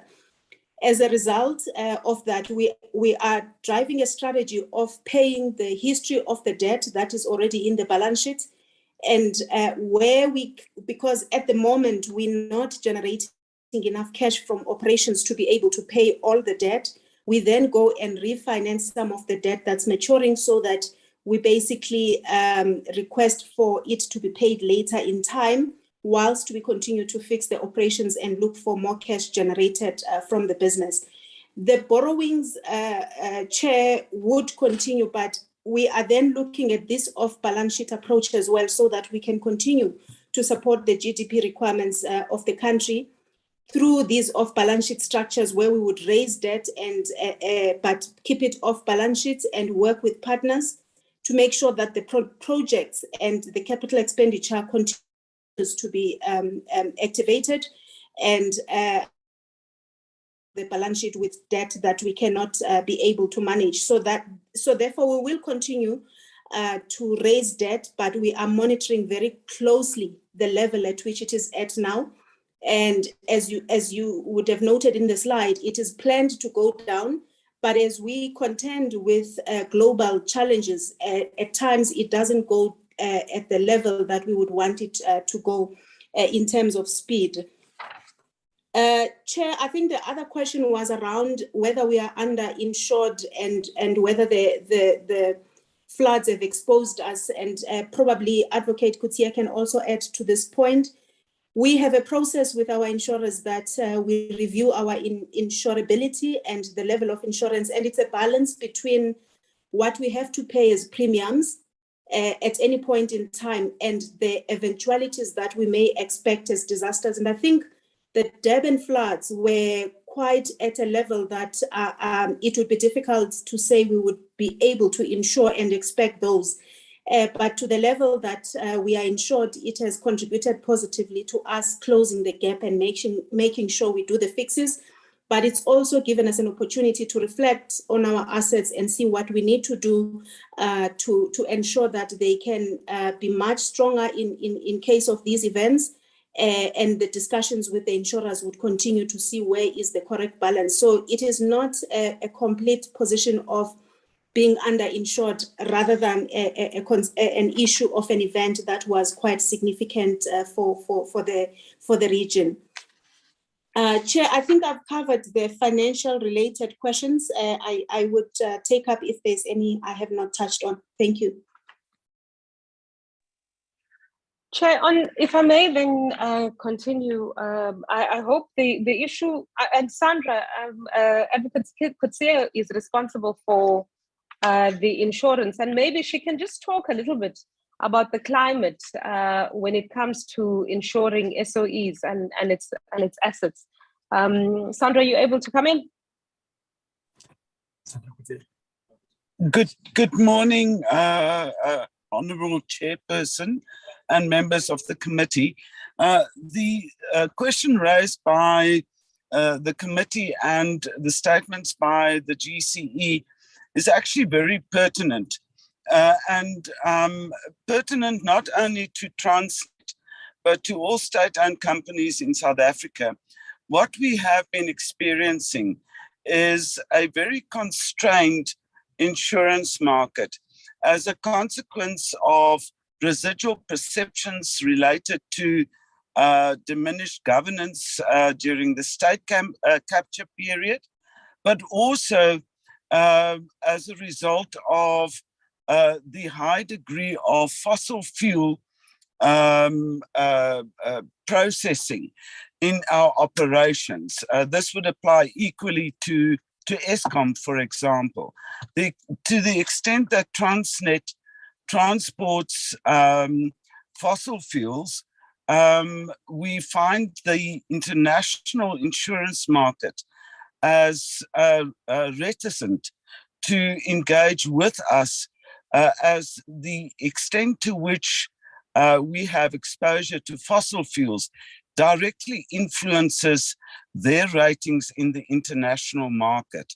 So I'm not suggesting that access to insurance is impossible, but the market has been narrowing down for state-owned companies as a result of the high degree of fossil fuels in our operations, as well as perceptions associated with state capture.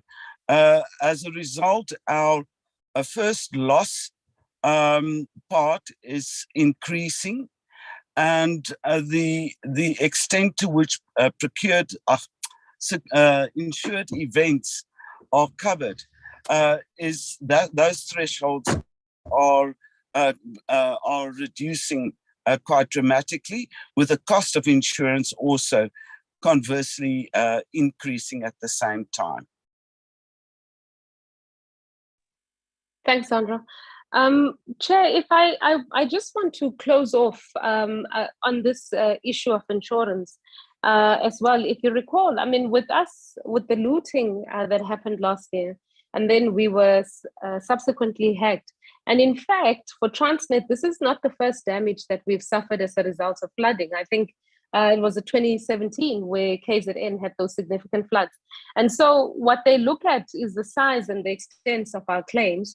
And on the back of that, what we have to balance is the cost of insurance on the one hand, and also setting aside additional funds for us to be able to fund ourselves should we meet an event of this sort. It's a constant struggle that we deal with on an annual basis, and also we're very cautious about how we proceed. But you know, as we have to deal with these incidents that we had recently, we are constantly re-looking at how much investments we have to undertake ourselves vis-a-vis what we get from the private sector. I do want to come back to the questions that were asked by Honorable Serapin around the turnaround plan for Transnet, and just also around the question that he raised with regards to the article that's written about South Africa losing 3 billion rand at the ports. I'll foreground the statement. I've also asked Jabu Mdaki, who's the CEO of TPT, who's also on the call, to just give some comfort on the performance of the ports and the fact that actually there is a turnaround that's happening. It's unfortunate that the headlines of stories are the stories that get told without actually context. And unfortunately, in that case of the City Press article, we were not asked for our comments. The use of Maputo Port in the South African system, to be frank, is important and is crucial. For Transnet, what it does mean is that the chrome and magnetite that we would be moving from Limpopo, from Steelport area, the shortest route to port, and from a logistics perspective, you always want to run the shortest route to port, is the port that goes right from Steelport across the board and through to Maputo. That's the most efficient routing to use. So for us, it's not a loss necessarily, because what we look at is the benefit that we get by having to carry a smaller rolling stock in the form of locos and in the form of wagons. And to be very frank, the partnership that we've entered into between CFM and ourselves is absolutely crucial, because I do hope that we all are agreed that regional integration is an essential part of our economic strategy as South Africa. So that's the first point. But also, I thought it was important that Jabu Mdaki just give the committee a flavor of the performance of our port operations. Jabu, if you can just take a minute or two to talk to that, and then I'll come back to some of the questions that have been asked around BEE, Honourable Chair, and then move on to the other questions that have been asked by the other honourable members. Thank you, Chise. Good morning, Honourable Chair and Honourable members. With regard to my name is Jabu Mdaki, as introduced by the GCE. I'm the Chief Executive of the Transnet Port Terminals. We operate the largest terminals within the port system. The commodities that we handle will be the containers, auto, the bulk, as well as then the other, break bulk. The area within the space within which we operate and the performance that we are seeing, it is crucial for us to get to what one can regard as the pre-COVID levels, and the volumes of growth that we are seeing and performing at is reaching that level. What is also important, I think, as alluded to by the minister as well as the GCE, the space that we operate within, I mean, there's a lot of work that we're doing with regard to the turnaround and rebuilding our efficiencies. Within that space, one cannot ignore the fact that, we had the floods this year, even with the floods. When one looks at the time-sensitive commodity, which will be your agri-exports, for example, that peak between the months of May to September and early October, we were able to still service that sector. And so we saw the growth of 3.95% in that sector. And we're able to get those volumes out in spite of the floods that we experienced and as part of the resilience and the recoveries that we had. This was over and above what we were able to achieve last year, where we still experienced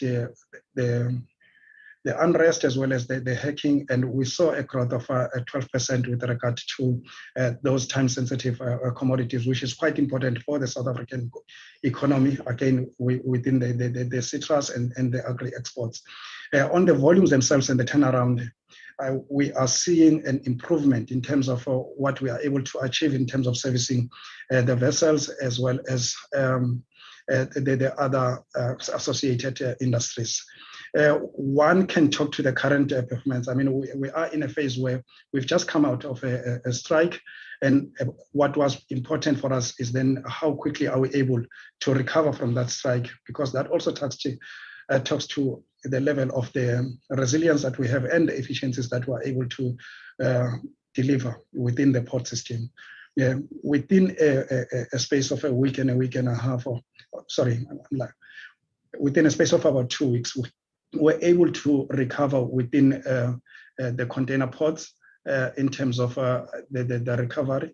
That will be your Pier 1 in Durban, the Port Elizabeth, as well as the City in Cape Town. The only one that we are still then recovering, it will be Pier 2 in Durban. And again, on that one, on a positive note, from our projected recovery of 90 days, we have been able to reduce that to just over 50 days. And we're still seeing a lot of improvement within that. So that is showing a lot of improvements within our port system. Our main area of focus is the time that we take to turn around the vessels. But for that to be able to be effected, it's important that we understand that we work in a supply chain environment. So the marine part of it needs to play its part, and we're engaging with our stakeholders there. But what is also more important, as I spoke about us being able to service the agri sector, is that we have formed a very close working relationship with those sectors. We still need to be able to have the associated industries as well as, because we're seeing a lot of trucks coming through our port systems. Those associated industries that they also transform and be able to adjust to the working environment that we'll design to be able to turn around the port systems. We cannot continue to have the trucks that, for example, concentrate on operating within the day, and then after hours at night as well as weekends, the port are underutilized, which then contributes to the congestion that we're seeing within the ports. Those are the ongoing discussions that we're having with the industry, because the entire port system need to be able to turn around for us to be able to realize the efficiencies that we desire. While TPT is the main player within that industry, we need to have the associated industries as well playing that industry. But we can assure the committee that we're able to handle the volumes that the country is requiring. We're able to deliver and improve on the efficiencies. It's an ongoing business. As we speak now, we are going to be entering the export season in the Cape Town that is off the table grape season as well as the blueberries. And we are ready for that, and we are engaging with the industry in that part of the world to ensure that we continue delivering on those efficiencies. We have made sufficient equipment to be available to execute those efficiencies. So there's a lot of work that we are doing, and it is also receiving a positive feedback from the industry. Thank you. Thank you for the indulgence, Honourable Chair. So I just want to go through the question that was asked around BEE. Of our total rated expenditure as Transnet, we spend about 2.29 billion rand. Of that 29 billion, about 43% goes to triple BEE companies just on their own. And then women-owned enterprises are at 25.4%. So the long and the short of it, in as far as the procurement, we basically still applied. We still apply preferential procurement because we had, after the court case that stopped Treasury, we were able to get exemption and then get the policy, the board to accept the policy which aligned with the original Preferential Procurement Act. But the real question, as I was understanding the Honourable Member, and that actually is an area that we are working at, and it's not as fast as we'd like to see it, to be very honest, is the issue of access to capacity on rail for Black-owned businesses, women-owned, and emerging players in general. Because unfortunately, and Chair, this ties back to the question that the issue that we're raising around how do you fund infrastructure. Unfortunately, as a result of the 1987 decision taken by the De Villiers Commission, basically, which said government must stop investing on rail infrastructure and increase investment on road, it has meant that whenever we have had to expand capacity on rail, we have had to approach the private sector to help us fund it. And when the private sector helps us fund it, they put conditions of either we want a long contract for certainty, or we want reduced tariffs. And when it's a long contract for certainty, we are obligated to respect the law and contractual law in South Africa. So it's only as capacity either becomes available, which is additional to the original, that we are able to bring in more Black emerging players, first of all, or secondly, if we are able to actually undertake additional investments ourselves, or the contracts come to an end, which were held by the larger companies, established major players in the economy.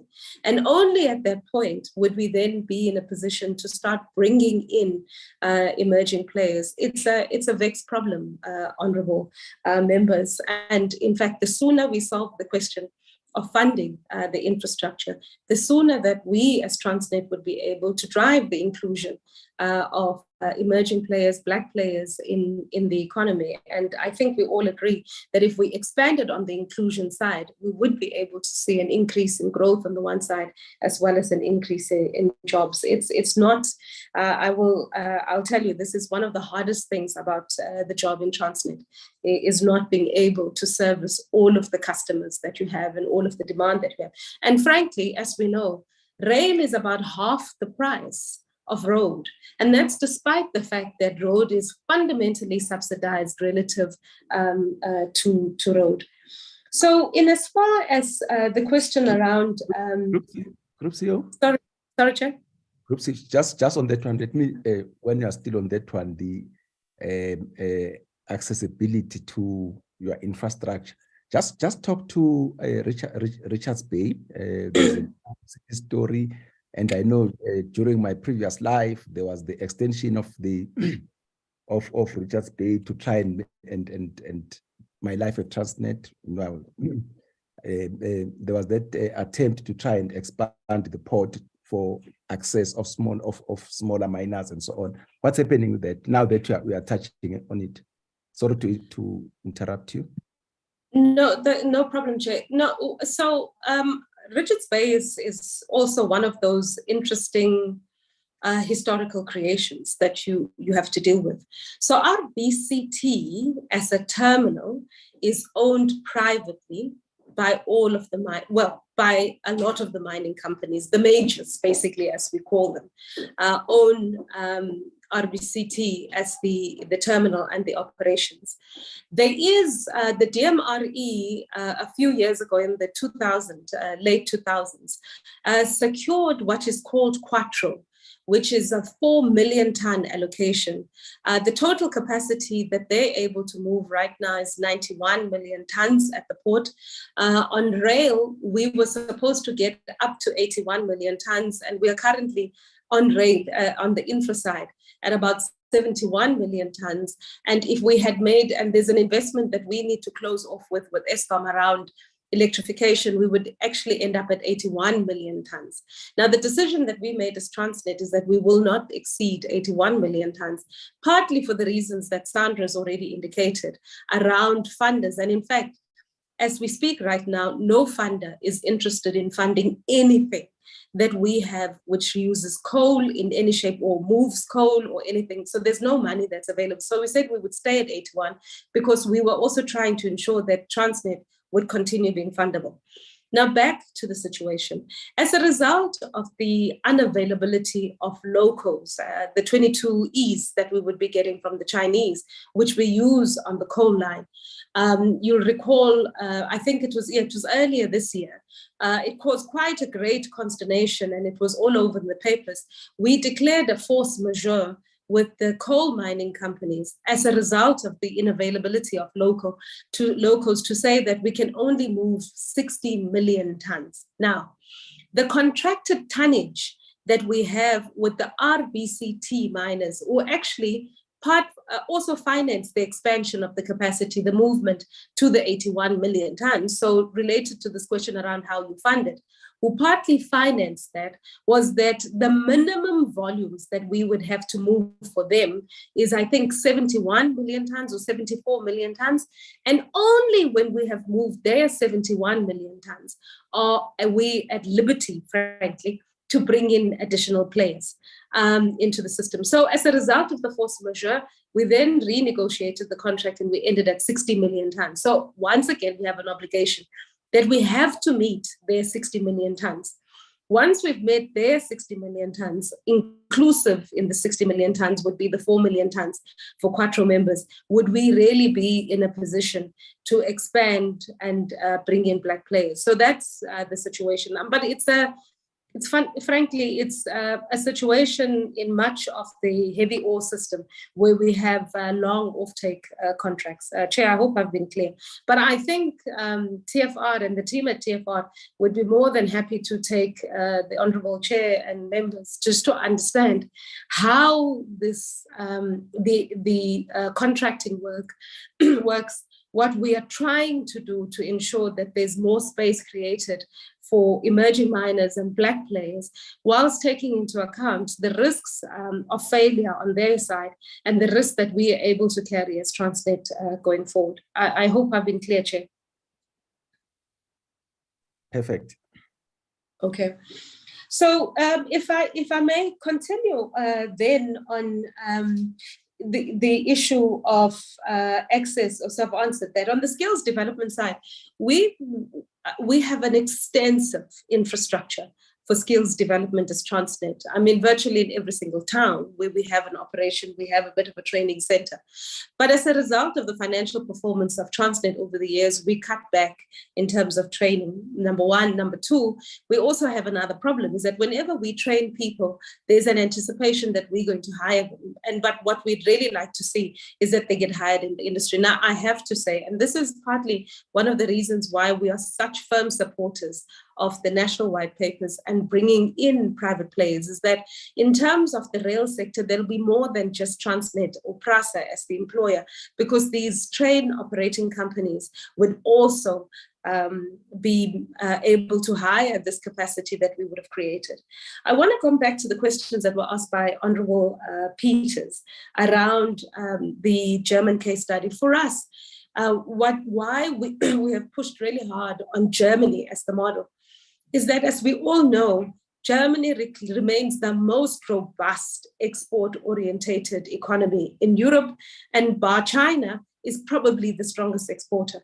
What you look at, and some of you members and you, Honorable Chair, I imagine would know this very well, is that given the fact that under WTO, you can't directly subsidize the production of the commodity. So what do the Germans do? They directly subsidize the input costs that manufacturers face. A significant input cost is logistics and transportation. That's the reason why the government gives Deutsche Bahn 63 billion euros for this period, 2020 to 2000 to 2029, which is basically 30 years. Why they cross-subsidize in that fashion the economy. And that's why we went for that model. And we're absolutely clear that we were not going to follow the British model, which is basically a private sector that there's, in fact, it's not even quite that, because it's a franchise model that they've effectively have a single rail operator. Chair, you raised the question of the way that we position that. Are we seeing the creation of another company? Not at all. If you look at Deutsche Bahn, it's still one company. And inside Deutsche Bahn, there is ring-fenced an infrastructure division. And then there are the operations. In the case of the Germans, incidentally, not only does Deutsche Bahn run freight, they also run passenger.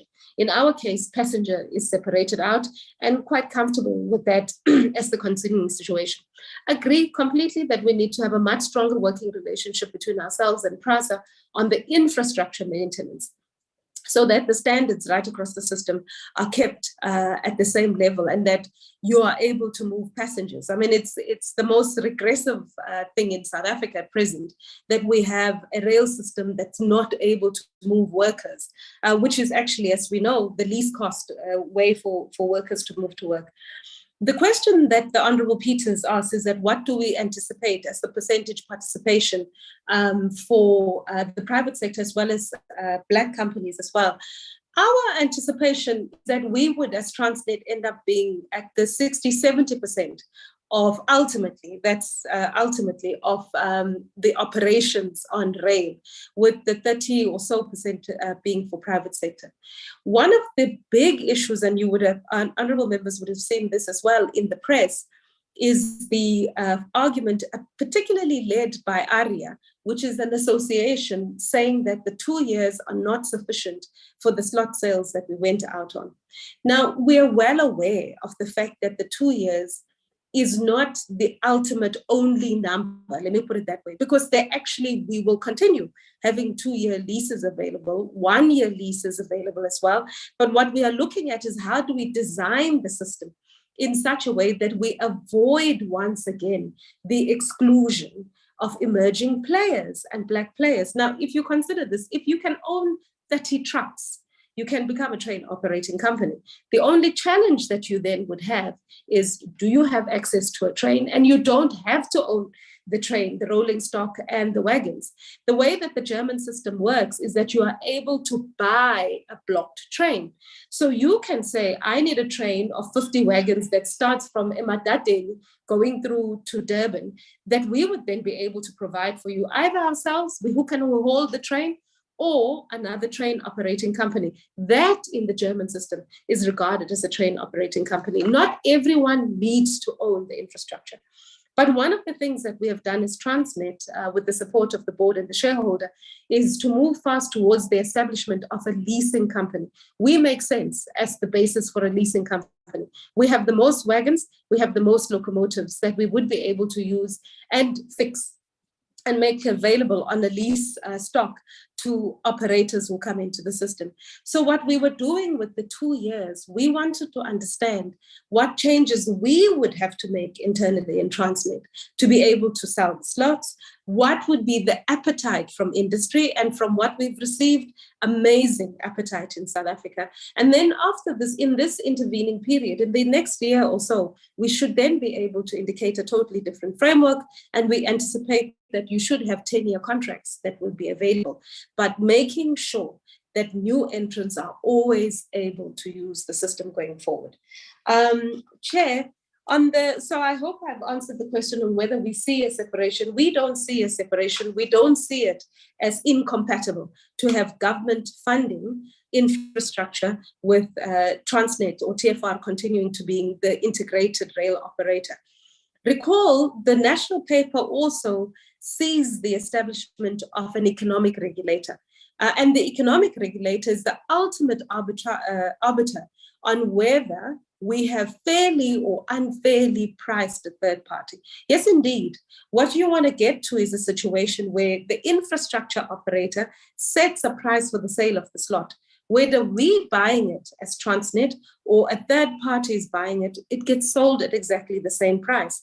Now, that's important for us as Transnet because you finally start getting complete view of the revenue and that we're optimizing both the assets that we own, which is the infrastructure, as well as the assets that we own for the operations. But we no longer constrain the industry or South Africa to the extent that we only operate this much because of the revenue that we have available. We will operate, or the funding that we have available to fund the CapEx and the maintenance. We will run what we are able to run, but then immediately make available the balance for the private sector to run. We hope, and we think it should be the case, Chair, to see that a lot more of the trucks, in particular on the N3, but not only on the N3, the number of complaints that we get from smaller towns. I mean, if you've ever gone to Amersfoort, where trucks are on road for coal, if you're in the Eastern Cape, the manganese trucks that direct truck towards Gqeberha is amazing. And that's some of the issues that we have to deal with. And we think this way we should be able to have see a larger shift from road to rail going forward.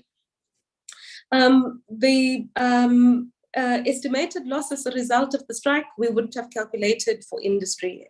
We just calculated for ourselves, and it was sizable, both for us, because an 11-day strike would take away quite a lot of revenue on our side. And this will come out, this unfortunately, honorable members, is a closed period, so I can't indicate those kinds of figures yet, but once the closed period is over, we would be able to talk honestly about that. Also, the workers would have suffered quite significant losses because we had a no work, no pay policy. Fortunately, we were able to close the strike. And in the end, having a 3-year agreement is much more useful, not only for us as Transnet, because it creates certainty, but also for the workers as well, so that they have certainty and that we're able to charge correctly. Honourable Hlinzan, the issue of court cases, I think, as we've indicated, we've worked systematically on these, and I suppose we will wait and await guidance from the Department of Public Enterprises on how we deal with some of these confidential matters, which would be in front of the court. And once we get guidance from them, we will respond appropriately.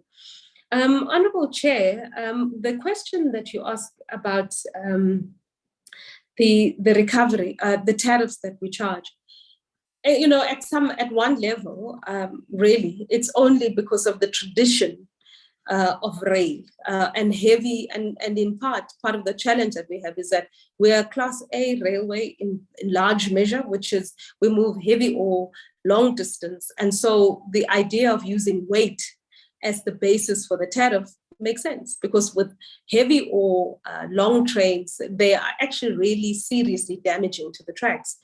But what we basically did is just cross-applied that model on that pricing to containers and wagons. So really, there's nothing in law, there's nothing that has actually ever stopped us from ensuring that our tariffing methodology is a tariffing methodology that takes into account these higher value-added commodities, which are low weight.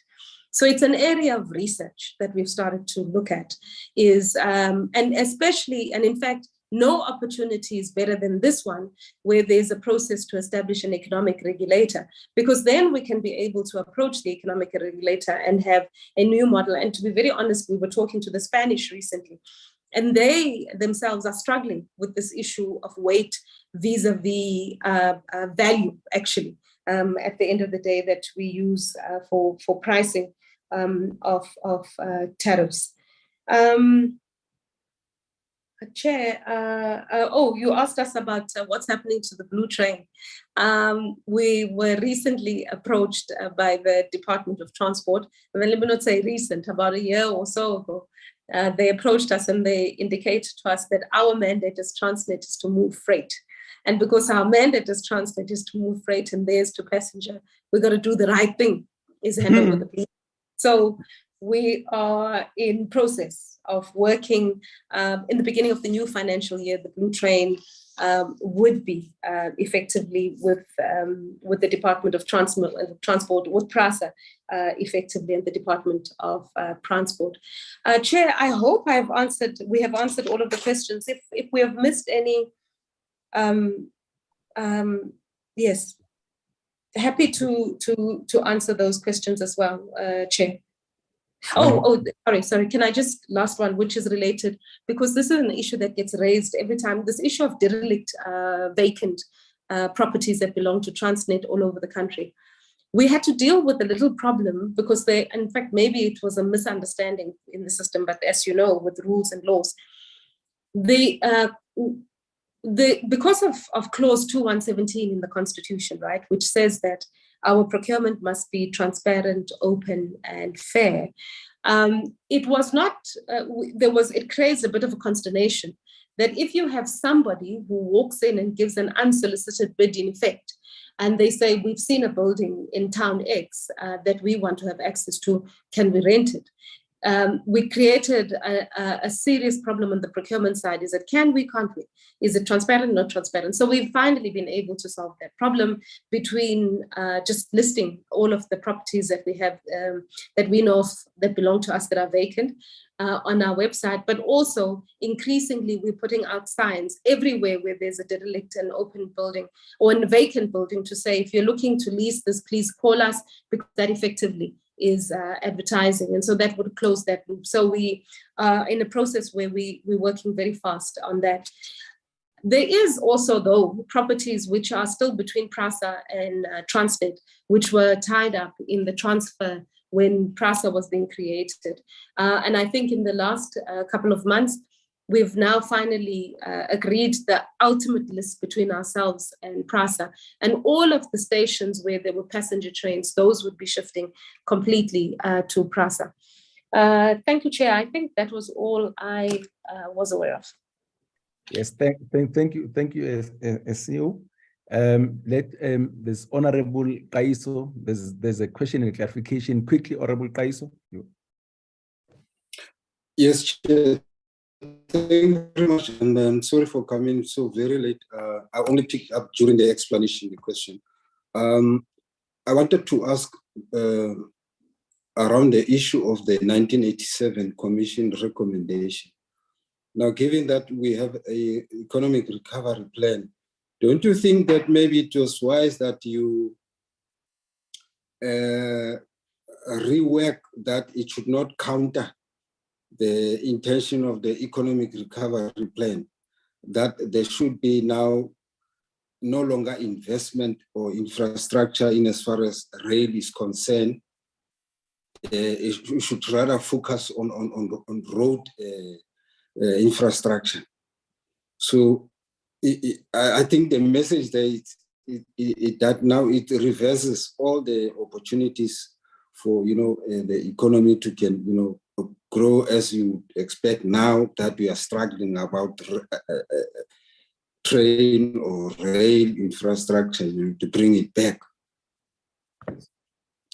And on cable theft, lastly, Chairperson, on cable theft, I think there was a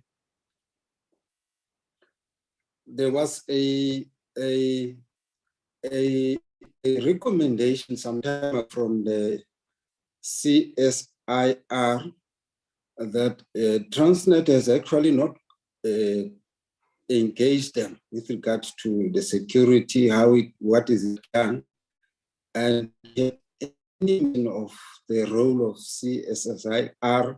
Why are you not engaging it? Thank you very much. Thank you. Quickly, Group CEO. Chair, I mean, on the 1987 de Villiers recommendation, that's why we say we support the new National Rail policy paper, because that one reverses the 1987 decision and says that government must fund infrastructure. So I think that ticks the box, and we're working quite closely with the Department of Transport to start figuring out, because what then would have to happen, they need to work on a network statement in effect, and on the back of the network statement, they set the standards on what should be the maintenance over a period of time, and on the back of that, we work on what was the budget that we need to get from government in order to bring the infrastructure up to scratch. And as far as cable theft, Honourable Member, you will be happy to know that we work very closely with the CSIR on all of our security interventions. Thank you very much. Thank you. I think that all the questions have been attended to. On the blue train, you should, I think Brasa should know what they are getting from you guys.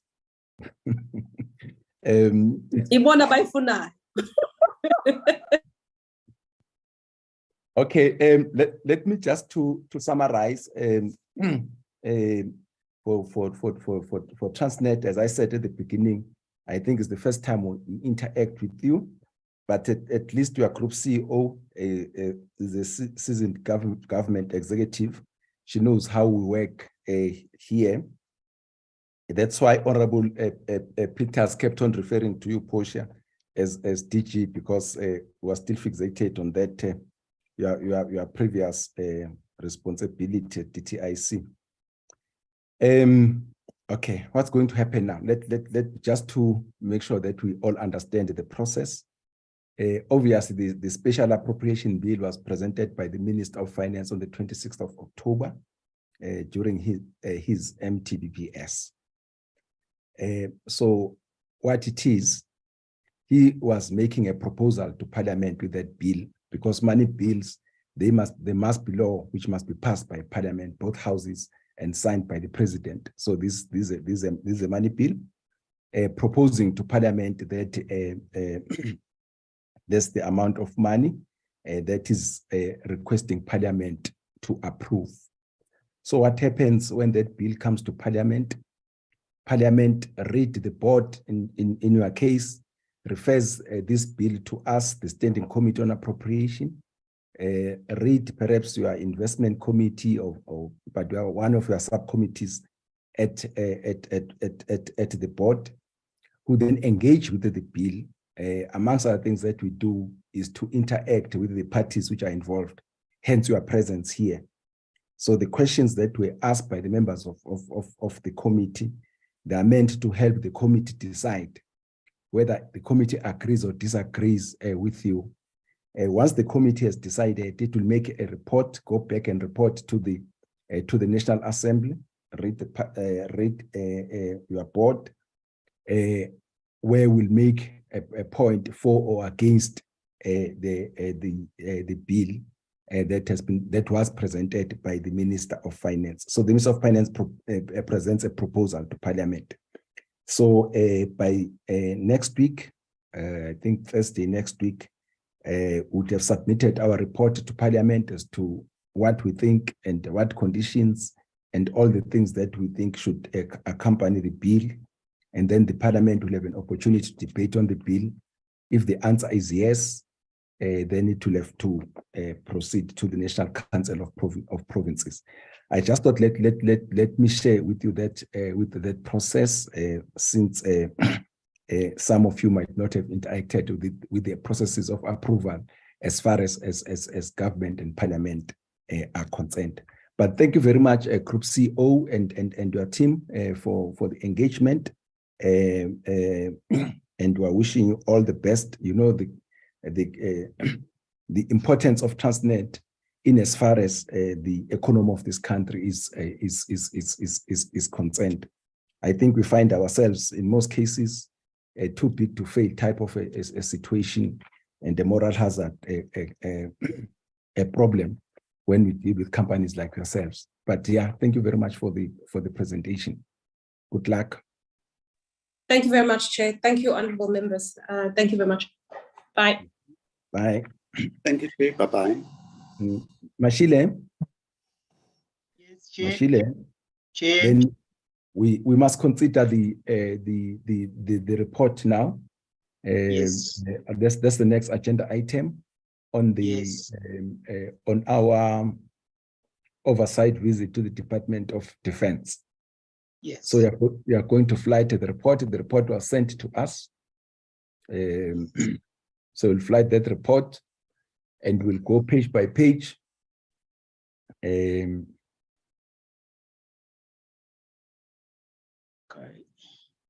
Yeah. Is it clear, Chair? Very clear, yes. All members, yeah. This is the draft report of the Standing Committee on Appropriations. Yeah, I think that's a better font. Yeah. Draft report of the Standing Committee on Appropriations on its oversight visit to Department of Defense and its institutions in the Gauteng province from 19 to the 22nd of April 2022. So this was sent to us. It has been with us for some time. If there's anything that you are picking, you'll stop me, but I'll then request Mr. Mashile to move page by page, right? So let's start with page 1. Move Mashile. This is page 1. Okay, let's go to page 2. You'll stop me, honorable members, if there's anything you want to. Let me just check. Just stop, yes. Mr. Mashile. Okay. Are your pages numbered? They are numbered. No, they're not numbered in here. All right, but I will move like this. Okay, let's move. Okay. Must number your pages. Okay. Right. So one of the things that you are saying is that you need to number. Yeah. Okay. Let's go. Okay. We're now on page 2. Let's go. We're now on page 3. Page 3.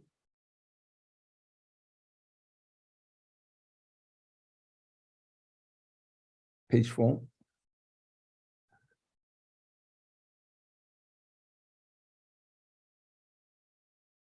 Next page.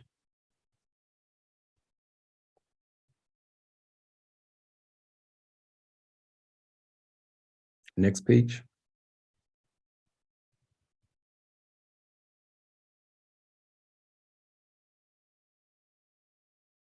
Next page.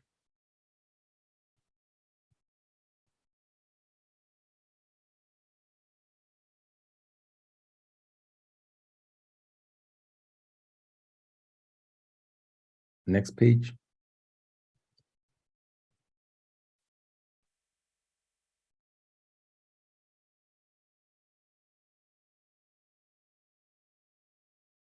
Next page.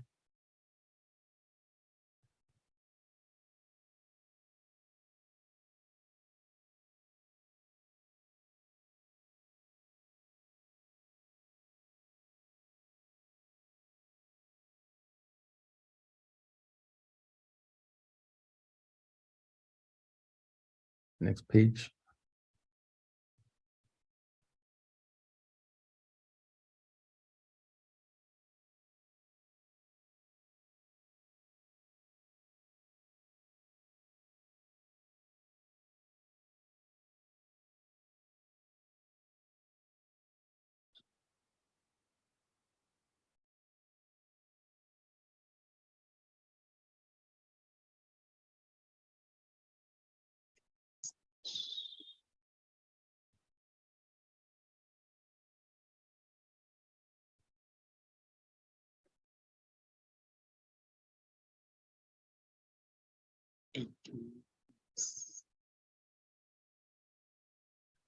Okay, oral members, I presented to you the report of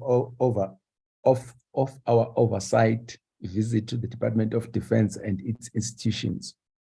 Can I have the mover for the adoption of the report? I so move. Honorable Peters moves. Seconder. Matafa seconds. Mustafa seconds. Any other view? Chair. Yes. The report has been second. Is it another view? The report has been seconded. No, it's not another view necessarily, Chair. It's just on the alignment and the numbering of the pages. Yeah. Okay, let me finish this one. There's a mover, there's a seconder. So can we then adopt? There's no other view, so the report is adopted. Okay, as the true reflection of our side, a visit to Department of Defense and its institutions. Honorable Kaiso coming. No, sir. Honorable Chair, it has been closed. I wanted to say the sentence must be aligned and the numbering of page must be done in the report. Yeah. Okay. That's Mashile. Yes, it's noted. It's noted. It's saying what we said, that the pages must be aligned and numbered and properly aligned. Okay. Yes. Thank you, honorable members. That takes us to the end of that agenda item. So what's going to happen to the report now is going to be 80 seat. Am I right? Yes, sir. Okay. To go to Parliament, National Assembly. The next agenda item. Announcement. Yes. The next meeting will be held on Friday. We are meeting with the standing committee, the joint committee on the. We're going to have a public hearing with the select committee. We're going to have public hearings on the appropriations adjustment. The appropriation adjustment bill on Friday.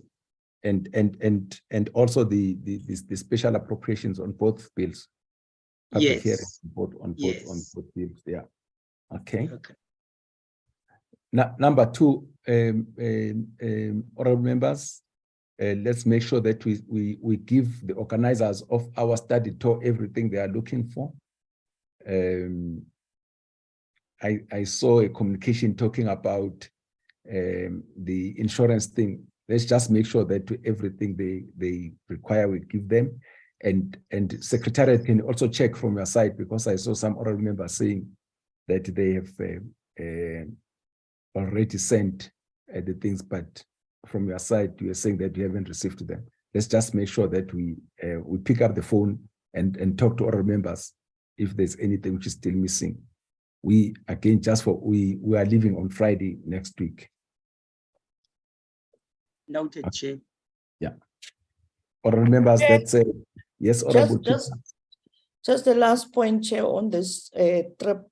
Other than insurance and the passports and what was the first one that we submitted? Other than the abridged CV, what else are we expected to do? I've seen something about KEA. Am I supposed to do that? But also, are we expected to do what is this thing? Vaccination. Vaccination. Thank you, Chair. Yes, Chair. Hello, Chair. No. Yeah, these are the items that we need to do. If there's any other thing, members will be consulted. They will be contacted individually. But as far as we know, the most key issues that were needed were the abridged CV, as well as the insurance documents that were supposed to be filled. The issue of the vaccination, I will confirm with my colleagues, then we'll come back to the members as well. Sure. Thank you. Let's just make sure that yes. Chair, thank you. Yes, I've spoken to Mr. Kim from the Korean embassy in Pretoria, and he said that South Africa, we don't really need any, and there are no specific things that we need. But he did advise us when it comes to the COVID, those who did go for their vaccinations, just to have their vaccination cards available. Should on the other side, he's not expecting it to happen, but should it happen and they ask for it, just have it available, all those who did go for their vaccinations. But as it stands, they lifted all those requirements in September already, so we can just go there. I don't know whether we are required to wear masks. I just need to double check with him on that one. But as far as the COVID-19 and that stuff, he says no, there's nothing. They lifted all those requirements. Thank you. Okay, which airline are we using? Do you know? Not yet. Chair, maybe not from that one. I'm not sure. I'm not sure, Chairperson. Okay. No, that's fine, guys. If there's anything that we need to know, please inform us, ne? So that you don't make us run on in the last minute. Just lastly, where are you flying from? From Cape Town or from? Because now that the debate is this side, I think we will be finishing Thursday a little bit later. Initially, my travel this thing, Chair, I said I'll be traveling from Kimberley, so I don't know because things are changing now. Honorable Peters, just communicate with Secretariat with the new things to say exactly where you'll be traveling from. All of us, let's just make sure that where you will be, maybe in Cape Town and so on. I will be in the debate, but I'll still be flying from Johannesburg. So just to make sure that everything is properly planned. Yeah, Chair, thanks. Sorry for indulgence. I have been dealing with that this morning too, because I could pick up that I will no longer use Durban. Unomfundo Caso is working on it. The other thing, which she said I should resubmit, I wonder if members will take care of all of that too. I had already submitted my travel insurance application form then, but now I had to change it because of the dates. Okay. So maybe the question was before, would have we submitted? We may have to all cross-check with Nofondo. We may think that we have submitted only to find that we have to resubmit. Okay. Thanks, okay. Chair. Thank you, Romlens and honorable members. Just check, but Darren, can you just ask Nomfus to contact all members who are still have got things that are missing? Just say, honorable member, so and so, can I have 1, 2, 3, so that we don't leave anything to chance. Chairperson, just lastly. Not the Chairperson. Yes, Honorable Peters. Lastly, Chairperson, those members who have not been coming to the committee will be dropped from the trip. My keep. Okay.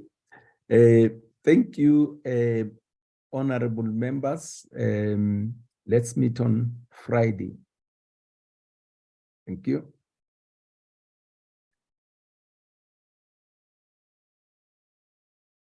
Thank you, Chair.